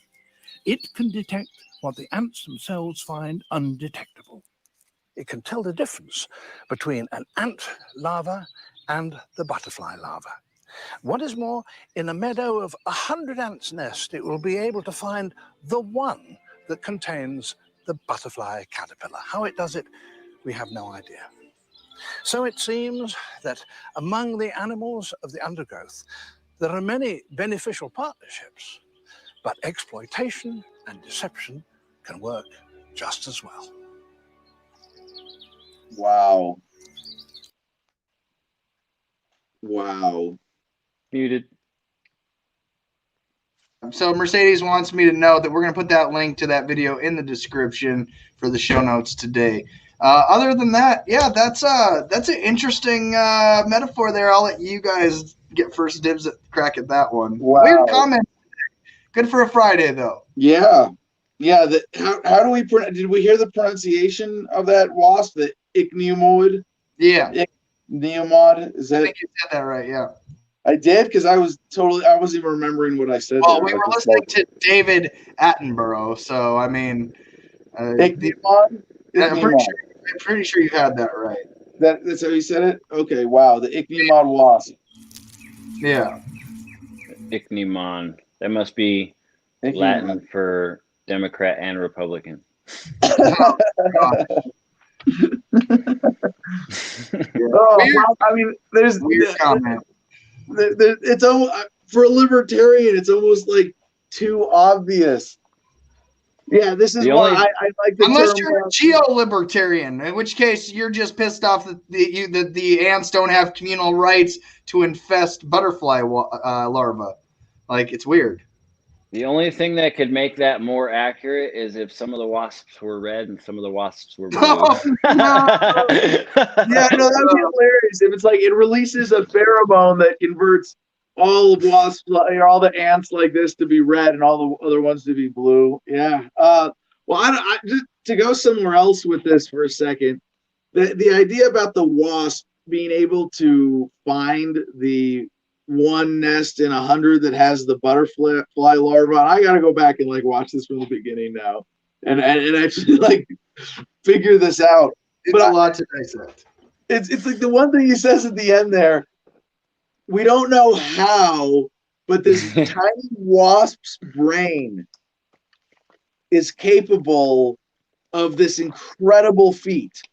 Right? Like, and I get it. I don't have the same nose attached to my brain that wasp does. They've probably got some, echolocation, pheromone detection, or some other, electric current detection. Like we have, by the way, one of our days next week, Monday, news catch-up day. We're going to do our Corona block. We're going to do our international block. We're going to do our critical headline grab bag. But I think the day before Christmas, that our last day of the show, the Tuesday, is going to be all positive science and technology progress news. Because I've been sitting on a pile that I've been building up of headlines like that, and maybe this ichneumon wasp is something that we've known about for a while. Yeah, you got to put it on screen every time. Ichneumon wasp. We've known about this for a while, but there's a lot in the world of nature and humans understanding it that is just really important for perspective. I mean, to think what a beautiful world we live in, but also to appreciate your own brain and your own potential. Could you, as a human being with a brain 1,000 times, how many wasp brains would fit in this skull? Like how many? What's the massive neuron advantage that I've got over a wasp? Right? 10,001. Easy, right? Maybe 10,000 wasp brains fit inside a human skull, and we couldn't do that. CJ, if I said, hey, go out in that field, find me the one ant nest that's got the butterfly wasp larvae in it, you're like, fuck you, right? Like, Yeah, I'm gonna have to. Nope. I'm gonna decline that. Yeah, like, I can't. I'm not even gonna not even gonna try. But not only let it be, it's the only way that their species can continue to exist is by doing it this way. So it's a really interesting factor. Where do they learn this? Where do they learn? Like, it's not like they have a school where they learn how to be bees. They just know how to find another butterfly larva out in a hole in a field and. Right, it's programmed and instinctual. How they that's the other amazing thing. It's like it's genetic memory and evolution over. So like it really is a fascinating thing to study. But I just go, what is my brain capable of? Well, I hope it's more than a wasp. This is how the theory behind Assassin's Creed and how you could pass down memories through genetics to your offspring, and then they activated a machine that knows how to do that, so you could essentially go live an ancestral life. The Animus. And the Animus, there it is, Jim. The Animus. You win the contest today. That wasn't happening. Wait, this is Assassin's. Hold on, what? Assassin's Creed is a video game. I've seen. It's in Origins. Yeah. Assassin's Creed Origins. Yeah. What's the concept here, though? Like, what does this go? That's a video game. Your genetic material. People of today's. There's a crew of people in today's world, and they're visiting the pyramids in Egypt and everything, and they find a body of a person, a skeleton of a mummy or whatever. They can hook a machine up so that they can virtually experience the life of that person that died. It's pretty dope. So your gameplay of the time in Egypt is actually according to the storyline of the game, you're playing a character that's playing a character. You know what I'm saying? Does that make sense? No, you're playing your ancestor of your DNA. Like you are a modern you going into a machine, experiencing the life of one of your ancestors through events in history. Right. And that's the concept of and then Assassin's Creed goes into protectors and more like your Knights Templar, Illuminati, occultic type stuff. But I mean, the concept of it is kind of really a great thing to discuss, because these wasps, they're having an experience, and it seems like they're coded and programmed to do this insane task that humans couldn't do. It's almost like it's a program to do it. So. I mean, this is something along those lines. If you're a gamer and you've played this, you kind of understand where we're going with the concept. If not, but yeah, you're modern you playing a past ancestral, what your DNA recorded in history.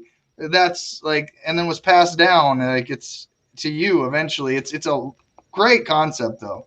Well, the whole game is you as a modern person going into this machine. No. You. The most of the game is you in previous time playing the ancient history. There's only a few clips where you end up in the future because somebody's chasing you or something. The reality of all those past game scenarios is that you're in the present in a machine, living out a simulation through your genetics. Right. Yeah. Right. So what is the objective of the game then in the simulation? Kill all the bad guys? No, to learn the history, to right wrongs, to experience what they experienced, to gain knowledge for the future. Like to really hear like some of the earlier Assassin's Creed missions, you'd have to like follow like people as your ancestor to hear what they were saying and then pass along. Like they've done like the American Revolution, they've done pirates, they've done all kinds of crazy versions of Assassin's Creed. But the one that he's talking, when you experience Egypt, the one I was talking about, you get to experience like back when the American Revolution was starting. It's kind of crazy. So, but yeah, it's fun to play if you haven't played Assassin's Creed. Highly recommended. I've dabbled a little. Interesting. Yeah. My favorite part of the Origins video will be flying the the show eagle notes. around. What was that, Jim? So my favorite part of the Origins game was flying the eagle around. You literally have this eagle that you can just transfer your consciousness to and fly around wherever you want in the whole. And the world is massive and pretty detailed and cool. And it's basically, there's so much content, you can just basically free play it. Like you'll never be able to play it all. It's forever. You can free play it, and it's anyways, that's our geeking out. I get just the same way you can geek out on geodesic domes and homesteading. I can geek out on video games for days. So wait. Is it free play? Is that free play? Is that like free ball? Is that, how does that work? Yeah, like you can Free do whatever world, you want. open world, Mission, open world. You can do this mission or that mission or any. There's 100 different missions at any time, and there's different, like there's certain guys that are bounty hunters that are after you that you got to kill that are pretty tough. Sometimes. You have enemies too. Yeah, and there's actually some like live online aspect of it too, where there's like a big boss guy that if you try to go kill him yourself, you're just being ridiculous. You have to team up with some people to take him out. Yep. And these are all, like I said, ancestral experiences kind of thing. Is there an actual creed? Well, of course. What is it? It's the Assassin's Creed. And it's you would have to look that one up. I don't know. Can you read it to me? Oh, you want me to find the actual Assassin's Creed? The actual Assassin's Creed? Is it is there an Assassin's Creed? Yeah, right. It's just a fun game to me. I don't know. I don't take that. What is the actual Assassin's Creed? Oh, there's an oath apparently. The final oath. Yeah. So Jim. There's an Assassin's Creed wiki. There's a whole wiki decided to Assassin's Creed. Now, guys, I'm not on Wikipedia. I believe it or not, as a libertarian, I'm going to make this into a really nerdy, demeaning point, as is my wont. I'm not against video games. Like I'm not. I play stupid games. Like Two Dots and Words with Friends and things like that. I've never gotten into more complex gaming or adventure games like this. I used to love playing Mario Kart with my brother as a kid. That's free play, right? There's no end to it. You just keep racing. But I would when I see you two guys enthusiastic about a game like this, I want to know, have you critically examined the ethos behind this game? It's not is there some subtle statism in there? I mean, is the Assassin's Creed of, well, we will kill for politicians whenever they tell us to? Because that was my creed at one point. Right. No, I don't usually get that. Usually what I find is they end up being the rebels in the storyline, and they usually end up assassinating most of the hierarchical problem makers in helping the people in the town, because they're, go kill that tax man because he took everything I had. You know what I mean? Yeah, right. So they're usually the rebel, from what I've seen. I'm actually into gaming. I've done a lot of gaming in my life. In fact, if you go to my gamer tag, it's Warlord CJ. I have videos for days of some of my best gaming moments of my life. Pretty intense stuff. But the game that gets me the most is this game called Ark, and there's a new one that it's coming out, and it's not a paid promo or nothing. But you'll notice somebody somebody who's starring in this. Vin Diesel. They got Vin freaking Diesel to be this is the game I'm going to be getting here soon when it comes out. I've been playing it since the beginning and its inception, and you are literally on this survival quest. It's a survival game, and I would call this the most libertarian game you can find on the market. And I challenge anybody to tell me otherwise. I mean, you are either your own government, you have to get your own food, you only own the land you can claim, like, you have to face enemies, outside threats, dinosaurs, I mean, you name it. You tame your own, pets, your own workhorses and everything. And, I mean, it's a pretty intense game, man. It's pretty intense, and the first one was an incredible game, but this second one, it has a lot of money. Vin Diesel himself has 1,000 hours on the first game alone, and that he posted. Like, he's played it 1,000 hours, and so this next one, like I said, if I was going to invest in any gameplay in the future, it's Ark. That's not a paid plug. Although we would love to be sponsored by the makers of that game for sure. I mean, we would not turn it down. We tell everybody that we love your game every day. But that game is more based on a simulation, like an ancestral simulation as well, and it has more to do with aliens. So again, this being Casual Friday, and I know Jim is thinking to himself, "What?" Ladies and gentlemen, if you will, look right here. Ladies and gentlemen, if you will, look right here. You know what? I don't mind. Should we get our alien stories out of the way for Friday? We don't have any. We haven't actually debuted that whole segment yet, Adam.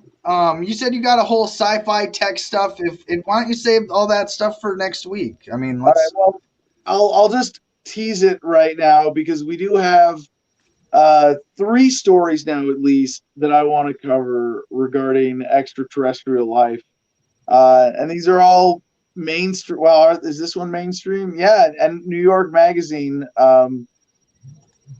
Intelligencer section, and this is nymag.com. This is from the Producers Club. Senior government officials keep saying that UFOs and aliens are real, and I wonder if this is spurred by the Haim Eshed, who used to helm Israel's defense ministry, the professor in Israel who came out and said that it was Israel in the United States, and right away they got bullshit. No, then the Guardian has this headline, and along the more serious stuff, I appreciate this stuff a little bit more. The Guardian headline is "Scientists looking for aliens investigate radio beam from nearby star." Now, how nearby is the nearest star? Just a hop, skip, and a jump. But we're talking about Proxima Centauri, the closest star to the sun, our sun. And then the other headline is from marginalrevolution.com. And I don't know if this one, let's see, it's loading now. John Brennan on UFOs. These are all current stuff. But yeah, John Brennan on UFOs by Tyler Cowen. So we have that to look forward to next week with a little block on aliens. Do we have any other callers? Do anybody who wants to join us for the last part of today's show? Well, the link has been out there, so if you do want to call in and get your thoughts in before we close out for the weekend, your time is dwindling down. I mean, we don't really have anything lined up, Adam. So, I mean... Well, the good news in history today, to jump ahead we're closing. Okay. Not closing yet, just jumping ahead, because there's a fun discussion one here that I thought maybe you and Jim might want to get into. Because 26 years ago today, the Chauvet Pont d'Arc caves, I hope that's Pont d'Arc caves, were discovered in southern France, containing remarkable cave paintings that are roughly 32,000 years old. The earliest known and best preserved cave art and engravings in the world. They have the unique circumstance of having been in a cave that was sealed because there was a natural avalanche or landslide that made this happen. So this has paintings of lions, deers, horses, rhinos. Other human evidence was discovered from the Paleolithic era, including fossilized remains, footprints, markings from a variety of animals, some of which are now extinct. And they have a 3D cave tour online.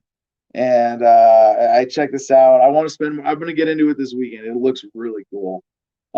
So like this is just a crazy natural phenomena of, I guess not natural if it's human art, but as long as we're talking about art and performance art today, you know, why did cavemen draw on the walls? The soft clay-like floor of the cave retains paw prints of cave bears, along with large rounded depressions believed to be the nests where the bears slept, apparently at a different time from when the humans were there, hopefully. Fossilized bones are abundant, include cave bears and cave bear skulls and the horned skull of an ibex. The set of child's footprints was alongside a wolf or dog walking next to it, suggesting the origin of the domestic dog could date to before the last ice age. Hundreds of animal paintings have been cataloged depicting at least 13 different species, including predatory animals like leopards, bears, and cave hyenas, along with a few panels of red ochre handprints and hand stencils made by blowing pigment over hands pressed against the cave surface. CJ, can you pull this up? Do you want me to send you the link? Because there are some cool pictures with this for people who are watching live right now, with these cave paintings and stuff. And this is not like this is not new. This is one of those things. One of the reasons I appreciate like good news, you know, this day in history type things. You know what? I do like the good news spin, although they put a lot of things in here that don't count as good news, like good news for government or good news for statists. But like I didn't know about this. I didn't know, like, this isn't something like Chauvet-Ponthiard caves. They don't teach you that. Maybe it's because it's hard to pronounce and remember a name. No, but they don't teach you about. I guess you can just call it the Chauvet caves. Chauvet. How do you pronounce that in American? I don't know. But you know, we learn about this kind of thing as a mythology that's in the general human psyche. Like, oh yeah, this is the cave painting, the thing in France. There's yes, that grid. For some reason, there's so many things like this that just get left out of our regular education. That's studying history with the internet at your fingertips, being able to read the next thing. Oh, I don't understand that. I hope everybody appreciates that I have developed my worldview that I value so much through that kind of intellectual curiosity that just is only possible the way that it is anywhere near this speed because of the internet, that you can read a story like this and, oh, what's an ibex? Okay, look up Google ibex. You know what is this thing they're talking about, domestication of dogs? You know, you can study that and go, oh, okay, well now, and develop a worldview that's complete with information that is relevant to you. So the cave has been sealed off to the public since 1994 after the damage that other decorated caves such as Altamira and Lascaux experienced when visitor tours led to the growth of mold on the walls that damaged the art. Facsimile of Chauvet Cave is open to the public, opened in 2015. It is the largest cave replica ever built. Yeah, hold on. Yeah, listen, let me read this again. A facsimile of Chauvet Cave is open to the public, opened in 2015. It is the largest cave replica ever built. I didn't know that there was a thing that cave replicas were being built at all, let alone that there was a contest for who could have the largest cave replica. Anyway, and the art is reproduced full size in a condensed replica of the underground environment. A few kilometers from the actual cave, in a circular building above ground, visitor senses are stimulated by the same sensations of silence, darkness, temperature, humidity, and acoustics. And now anyone can take a virtual tour of the cave made from 3D imagery at archaeology.culture.fr/Chauvet. And so this is what I was telling you all about, that I'm going to be taking a look at this weekend. One of my little fun things to geek out on. Yes, thank you, CJ, for scrolling around in there. This speaks to so many things that you could branch off into intellectually. I want to think about what this means for humanity, that there were these natural structures, these caves that were better for humans to live in than anything we could have built ourselves. And now I'm going to take this in a totally different direction that you never would have imagined. Fun stuff that we're not going to see in our tech block next week. But in terms of where we go with this, what does this inspire in us? What do we learn moving forward? The idea that you could live in a space carved out of solid rock, if it's natural, well, it's easy. You just walk in and make yourself at home, chisel out some space. But then I think about the opal mines in Australia, and I go, wait. How do you connect this to the Australian opal mines? Well, if you do your research there, you'll see that there are a lot of people who live in similar underground structures because for a couple of reasons. One, it's extremely hot and dry in parts of the Australian desert where they mine opal. And so they carve out these underground homes. Let's see how hot shit CJ is, if he can look this up for my description off the top of my head. So there are examples of people building caves themselves. And there are some sort of limitations to this, aside from the fact that people want houses, they want the modern conveniences, and there are limitations with this. But pretty soon technology is going to take that out of the picture. And one of my crazy futuristic architectural fantasies is that, this came from, I was driving through Arches National Park in Utah and not looking at the arches, but the giant rock cliffs. And in those giant rock cliffs, you have places that would just have incredible views. And I would love to live on that cliff, like looking at, why not have a cave 100 feet up? We've got, eventually I will be able to point a laser beam at the side of that cliff and say, start chiseling there. And it's going to chisel out exactly whatever my custom house is out of that cliff, and be able to insert steel beams so there's a deck and safety rails. And of course, this wouldn't be practical without drone technology. But anyway, yeah, so CJ is showing that. I don't know if you saw in that video. Did they show some of the underground caves in Australia? Did not expect that we would be talking about this today. Let's get Jim back up here on stage, see if anybody's still paying attention in the audience. If people want to comment on this kind of off-the-wall stuff, like this is a great Grab Bag Friday show. People don't know what the hell is going on. They're all over the place. Daniel Irving, though, he said, thanks for the gaming and alien talk. It was a welcome breakup to the 12 hours straight of optimizing my YouTube-like website /server. Smiley face. So he's putting in some work today, apparently. Yeah, that doesn't sound like fun.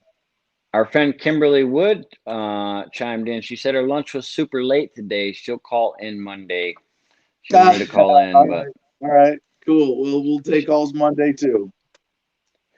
Yeah. 1054 apologizes for bringing up that wasp story and getting it. He said it's one of the nastiest creatures in existence. Darwin said he nearly vomited while studying them. Yeah, see, now I have to pull that up for I gotta ichneumon wasp. Yeah, like first thing that comes up when you put ichneu. Yeah. All right. I'm gonna watch the rest of that video. Well, CJ, you have the link to the ichneumon wasp. Who did you say it was that was narrating that? That would be David Attenborough, and we do have another caller backstage when you're ready, Adam. All right, well, let's take a call, round out the show. All right, real quick, before we get to the caller, Craig Darty said something funny. The raccoon is the 2020 animal of the year because it wears masks and obsessively washes hands.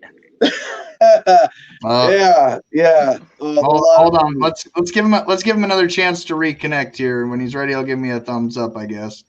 Okay. Awesome, perfect. We got our caller. It's a surprise, Adam. All right, ladies and gentlemen, surprise caller. Hey yo! What up, bro? Hey, it's Alden. Welcome to the show live. Where are you calling from? Denver today?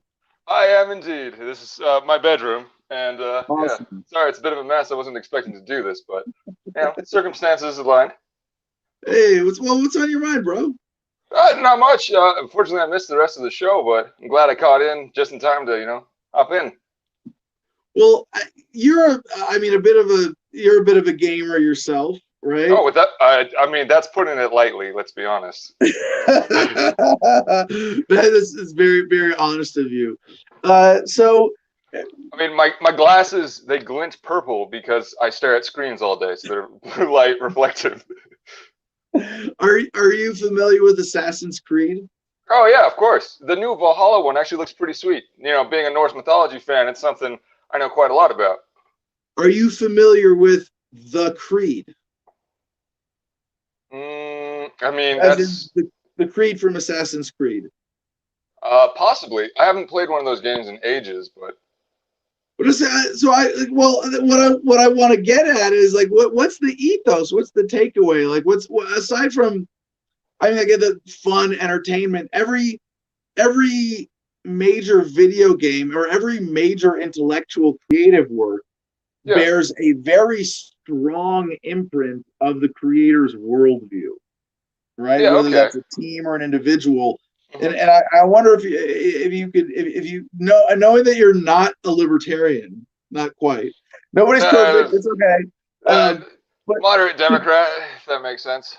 But that you're a gamer who can appreciate, the different political worldviews from pretty intellectual perspective. Yeah. Is there a liberal bias? Is there a conservative bias? Is there a statist bias or a rebellion bias? It's more of a rebellion bias, but I'll get into that. So my background in those games is so actually Andrew, our other brother, what we would do back in the day is we would buy the Assassin's Creed game, and then Alex, Andrew, and I would play through it over the holiday break. And so we've kind of broken that tradition lately, but whatever. Time for new traditions, right? So my background's a bit dated in that regard. I think the last one I properly played through was Assassin's Creed 2. I've got Black Flag, the pirate one, on my computer right now, and I'm trying to get through it. The sea shanties are great, but anyway, to cycle back to the actual topic. I gotta interrupt for questions here. How many Assassin's Creeds are there now? Oh, dude, if we're counting like mobile and fucking all of the different iterations, like 12 maybe. I don't know. There's a ton. They're like almost an annual game, and then they have a whole bunch of side things as well that are technically Assassin's Creed. What was the other game you mentioned? Black Flag is just another iteration of it. Is that based on the TV show? No, hold on. Black Flags. Oh no, but so Assassin's Creed, the general premise is that you've got a group of kind of almost like a rebellion, right? Who are using this machine that allows them to relive the lives of their ancestors.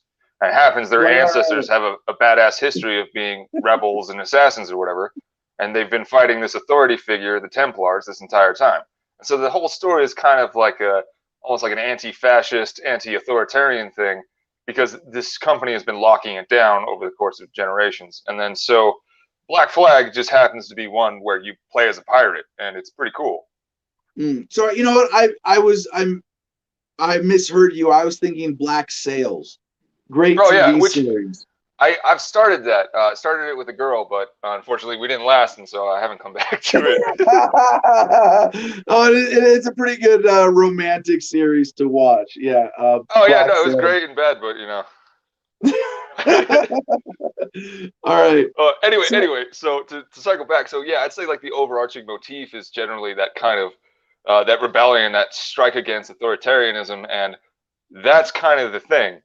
And obviously taking a sort of like a chaotic good approach to it all. Like you play a sort of Robin Hood, and even if like it's not like GTA where you can just go rob somebody and that's okay. If you try to if you murder someone, if you do that too many times, it's too incongruent with like the memory of your ancestor, and so it pulls you out of the simulation. Or that's the headcanon. They just reload you into it or whatever. So here's my bigger concern, and here's the challenge that's going to make you uncomfortable, right? Okay, so all right, well, let's try it. There's that general spirit that I got very strong from video games in general of rebellion, of resistance, right? Of righteous protest. There's a certain element right? Yeah. Well, sorry. Keep going. Okay, yeah. So there's something in the fantasy of that is very appealing to gamers, and I think to people in general. Like, we like stories, we like mythologies, we like movies about people who resisted authority, who punked their teachers, and things like that, right? Yeah. So I want to celebrate that. Like, that's awesome, right? That you're capturing that, and that you're embracing that, and that you're role playing as the rebel, as the traitor, as the revolutionary. That's the fantasy.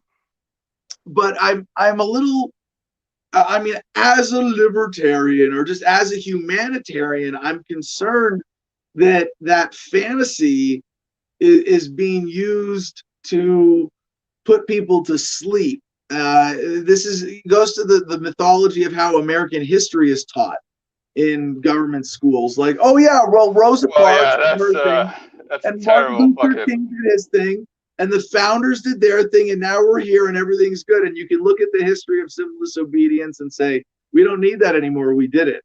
The entirety of American history in today's general narrative is, well, frankly, if you were to read it out objectively, American history is pretty fucking bleak. Like, all in all.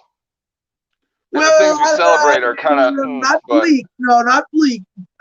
Violent, gruesome, aggressive, warlike, all those things. Well, yeah. So that's what I mean by bleak. Still, not necessarily like bleak in the sense that it's grim or whatever, but bleak in the sense that like it's not this fairy tale of like manifest destiny. Like this is all stolen land anyway.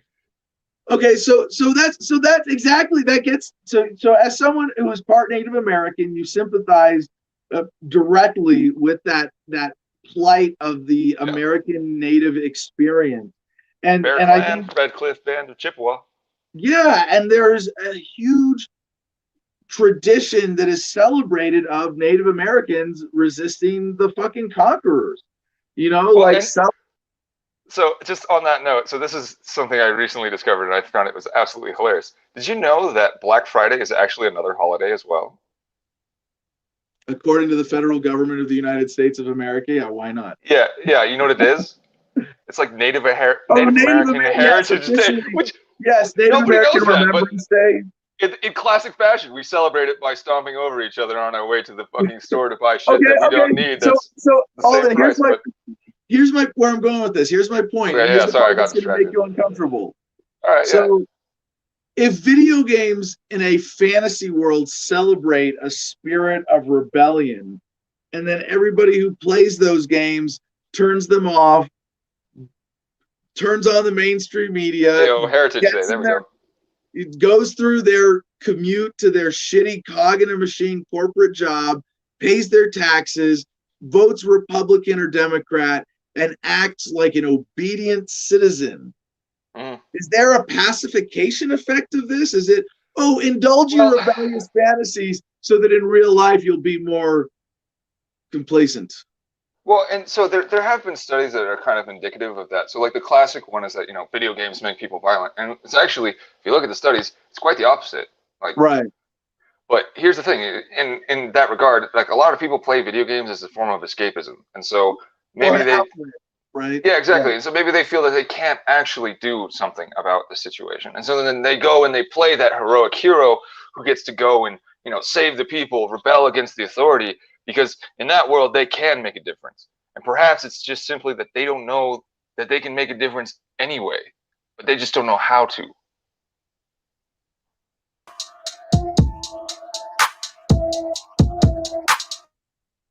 So if this is the outlet, if it's a way for people to vent their revolutionary tendencies, and it results in them being more pacified as a result, isn't this a terrible thing for America? No, not at all. Hold on. Think about if the Native Americans who needed to resist just to establish the rights that natives have today, instead had video games and indulged in video games, and those revolts never happened, would that have been better how would you say that might be affecting things today? Would Americans be actually? Okay, so I've got a question for you resisting? then in that regard.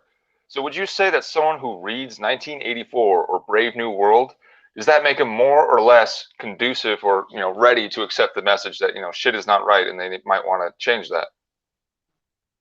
So you think there's a better effect of the celebration of rebellion than there is a negative pacification So effect? now here's the thing. You got to remember, these very same people, like you mentioned, are stuck in a loop of going to work and then voting or whatever their situation is. And then this might be an escapist tendency for them. Now, not everyone is playing these adventure games or they're playing Rebels or whatever. Most common is actually cell phone games. Just, you get classic little like board games now digitized, or I don't know, sports games like fucking FIFA is one of the most popular games in the world. They're playing the fantasy of being a soccer player. Not everyone wants to be the rebel. But for those that do, this gives them an outlet that they can experience that and get a sense for how that feels for them to be that rebel. And perhaps it's, a distraction in the moment, but it could also be an inspiration. What do you think the overall effect in reality is? In reality, like I said, I think it's both an inspiration and it's an exercise in that mentality of rebellion. And so I think of it as a good thing. Not to mention, like, personally, my opinion of video games isn't that they are a distraction or a terrible waste of time. Frankly, they're a phenomenal piece of art, just in front of like the graphics, the music, the storyline, the coding. All in all, together, that's a technical masterpiece. Now, for people to experience that in any way is fantastic, and for it to have a message that inspires rebellion or kind of an independent thought, and and to challenge propaganda or that sort of thing, I think that's in general beneficial. So okay, so then what would you want to see to make that beneficial psychological effect more manifest in reality? Education. You got to let people know that, although you can play this fantasy, but life's a game too. You just have to figure out where the quests start. So you would want to remind gamers that in the news every day there are stories of real rebellion and real resistance. There are people fighting against unjust persecution. There are people fighting against unjust laws. There are people standing up to insane coronavirus restrictions and civil disobedience. Yeah, exactly. So it's the kind of thing of where, so you look up to this hero that you just played, right? Wouldn't you want to be that hero in the real world too? Well, here's how you can. That's how I would approach it. But well, I guess obviously not jumping around buildings and using hidden blades or whatever, but it's a bit extreme. We're not there yet. Yeah, I mean, sitting at the front of the bus instead of the back of the bus doesn't make for a very engaging video game. Not the most spectacular visuals compared to explosions and airplanes and storing. Speaking of the original person to do that was like a 15-year-old black girl. It wasn't Rosa Parks. Yeah, no, see, Alden, that's just another bit about like the history that's been completely retold. Rosa Parks is just the one who was lucky enough with her version of it to have the timing to become the icon. She was not the first, and there was a significant organization behind her. So yeah, no, it's a great note to end on, Alden. I hope the rest of the gaming community who appreciates those games of the spirit of rebellion and resistance can see that you can do this yourself. This was all done by real people over human history, and while video games can take that into the future and crazy alternate realities, the human element of that is that we know these stories because we made them. These are human stories. And like I said, it's not necessarily a distraction per se. I view it more as like a mental practice. You're getting into that mentality of like, yeah, you know what? I can rebel and I can stand up for things that I want. Well, at some point, you start playing and stop practicing and get into the real arena, and that's what I want. That's what I want. I want to let's see all the video. I don't care if cosplay and dress up. Here you go. I got a tap for you. Come on You're out the quest and take giver, it real, my dude. Tell them how they can do it.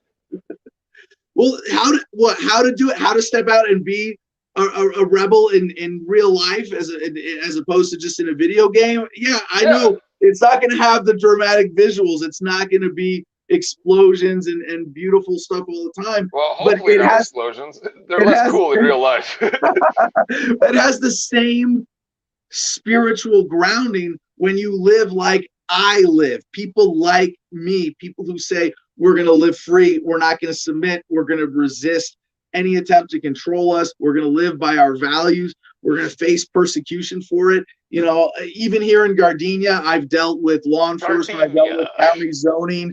You know, we've dealt with, we have a real fight. And I guess when I think about my story, and I think about how many hours people have spent playing video games instead of learning parts of my story, that's kind of selfish.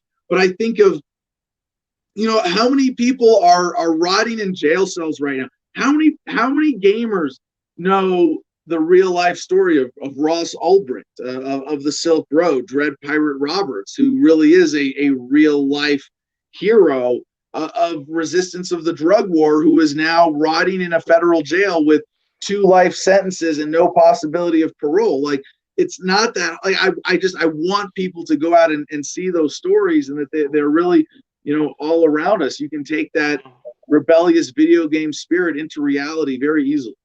But here's the thing. So perhaps the way to reach out to those gamers and to expand the message of the sort of story is to let people live out that experience as that person, like a sort of interactive biopic, so that they can then see like the injustice of the situation due to something that they wouldn't normally encounter, but then they get to live through vicariously through this character.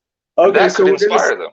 So we're going to set up Gardenia as a destination amusement park where you get to walk through simulations and play historical figures of American rebellion. You wouldn't even have to go that far. You just need to find people that are creative and talented enough to create little VR simulations that show you specific moments from history. And you just put your goggles on and sit down and frankly get a little horrified, but that's what liquor's for.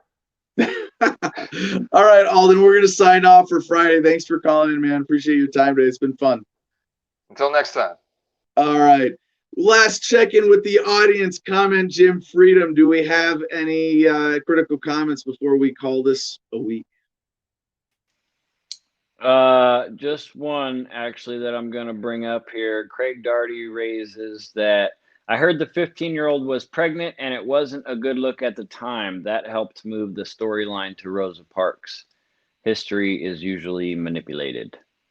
Yeah, well, in this case, manipulated, by the right people, in the sense that it was the people behind the Montgomery bus boycott who manipulated their staged civil obedience to make it the story of Rosa Parks that went viral and became the one that was ingrained in American history and in the American psyche.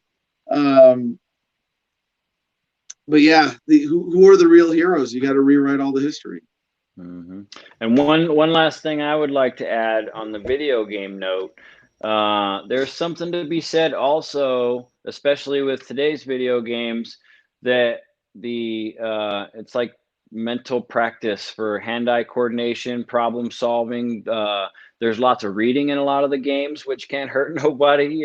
People's reading abilities, getting a little help. Those are good things about video games as well. Maybe I'm biased because I like video games. I mean, I don't even own a platform anymore. I haven't in a long time, but I've played all these games.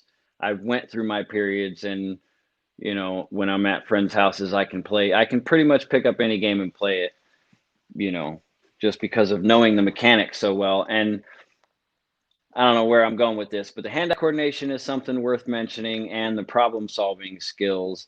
And, I think there's plenty of people like me that love video games and love those aspects of it and search for ways to be prepared to do what's right when they see something wrong in the world. You know what I'm saying? Not necessarily like they would in the video game by stabbing somebody, but you know what I'm saying? Just the general being prepared to see something that needs righted. You know what I mean?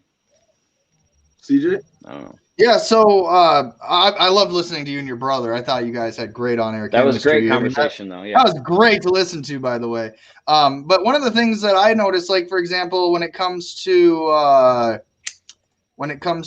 video gameplay, for example, with like I shared Ark, right?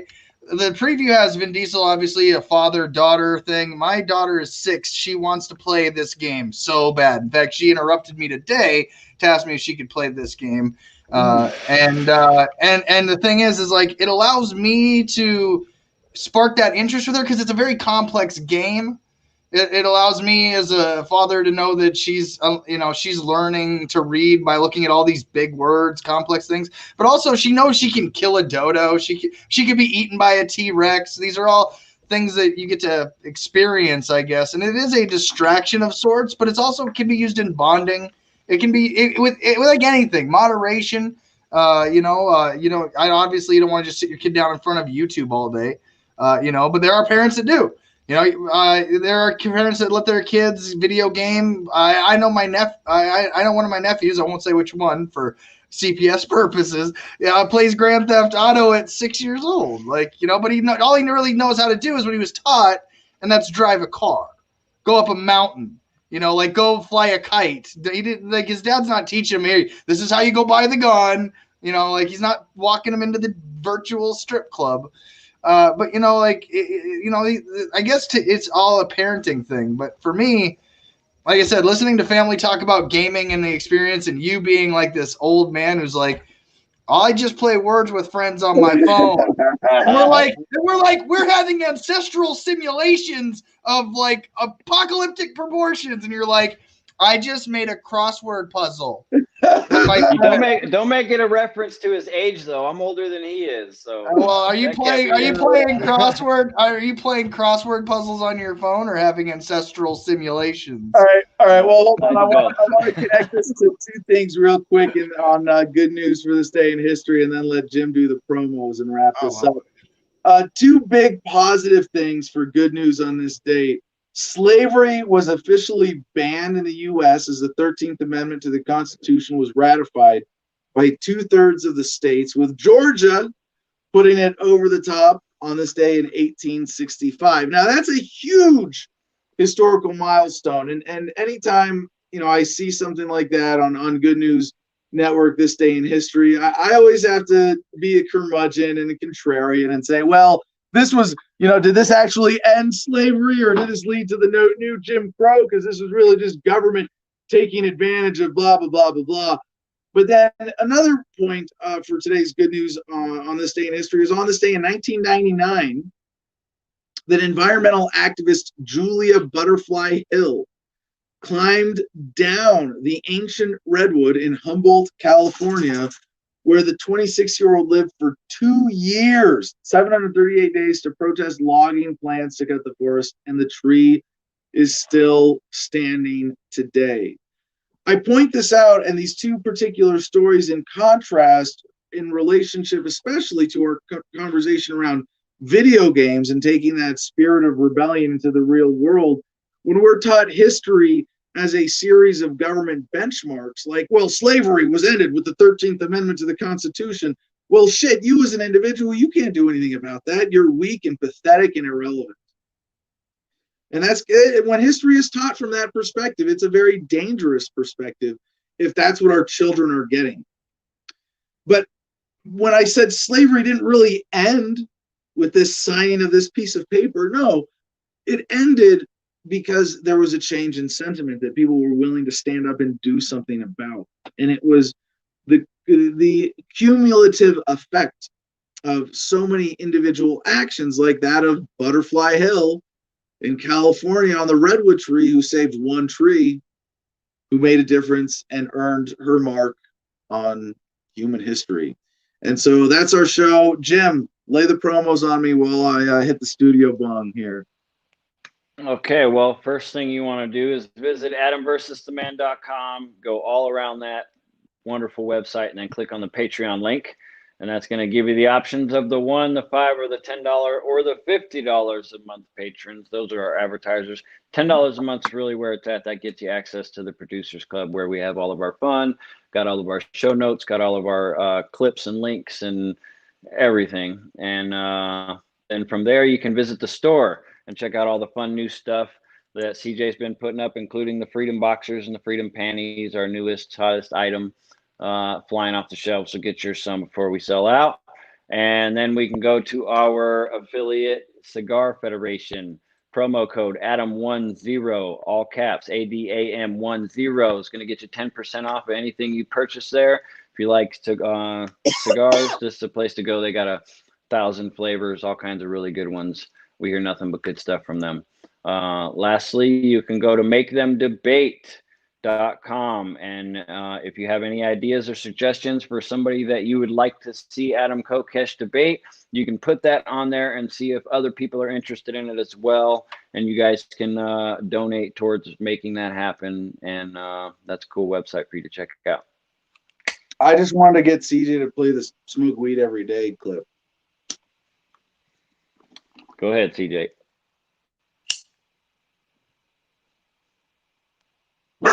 Where's CJ? What happened? He don't have it. I don't know what happened. Uh-oh. Did we lose Or maybe I CJ? didn't hear it. No, he's there. I don't know what happened. He must not have the clip sound out. There we There go. he is. Smoke weed every day. Smoke weed every day.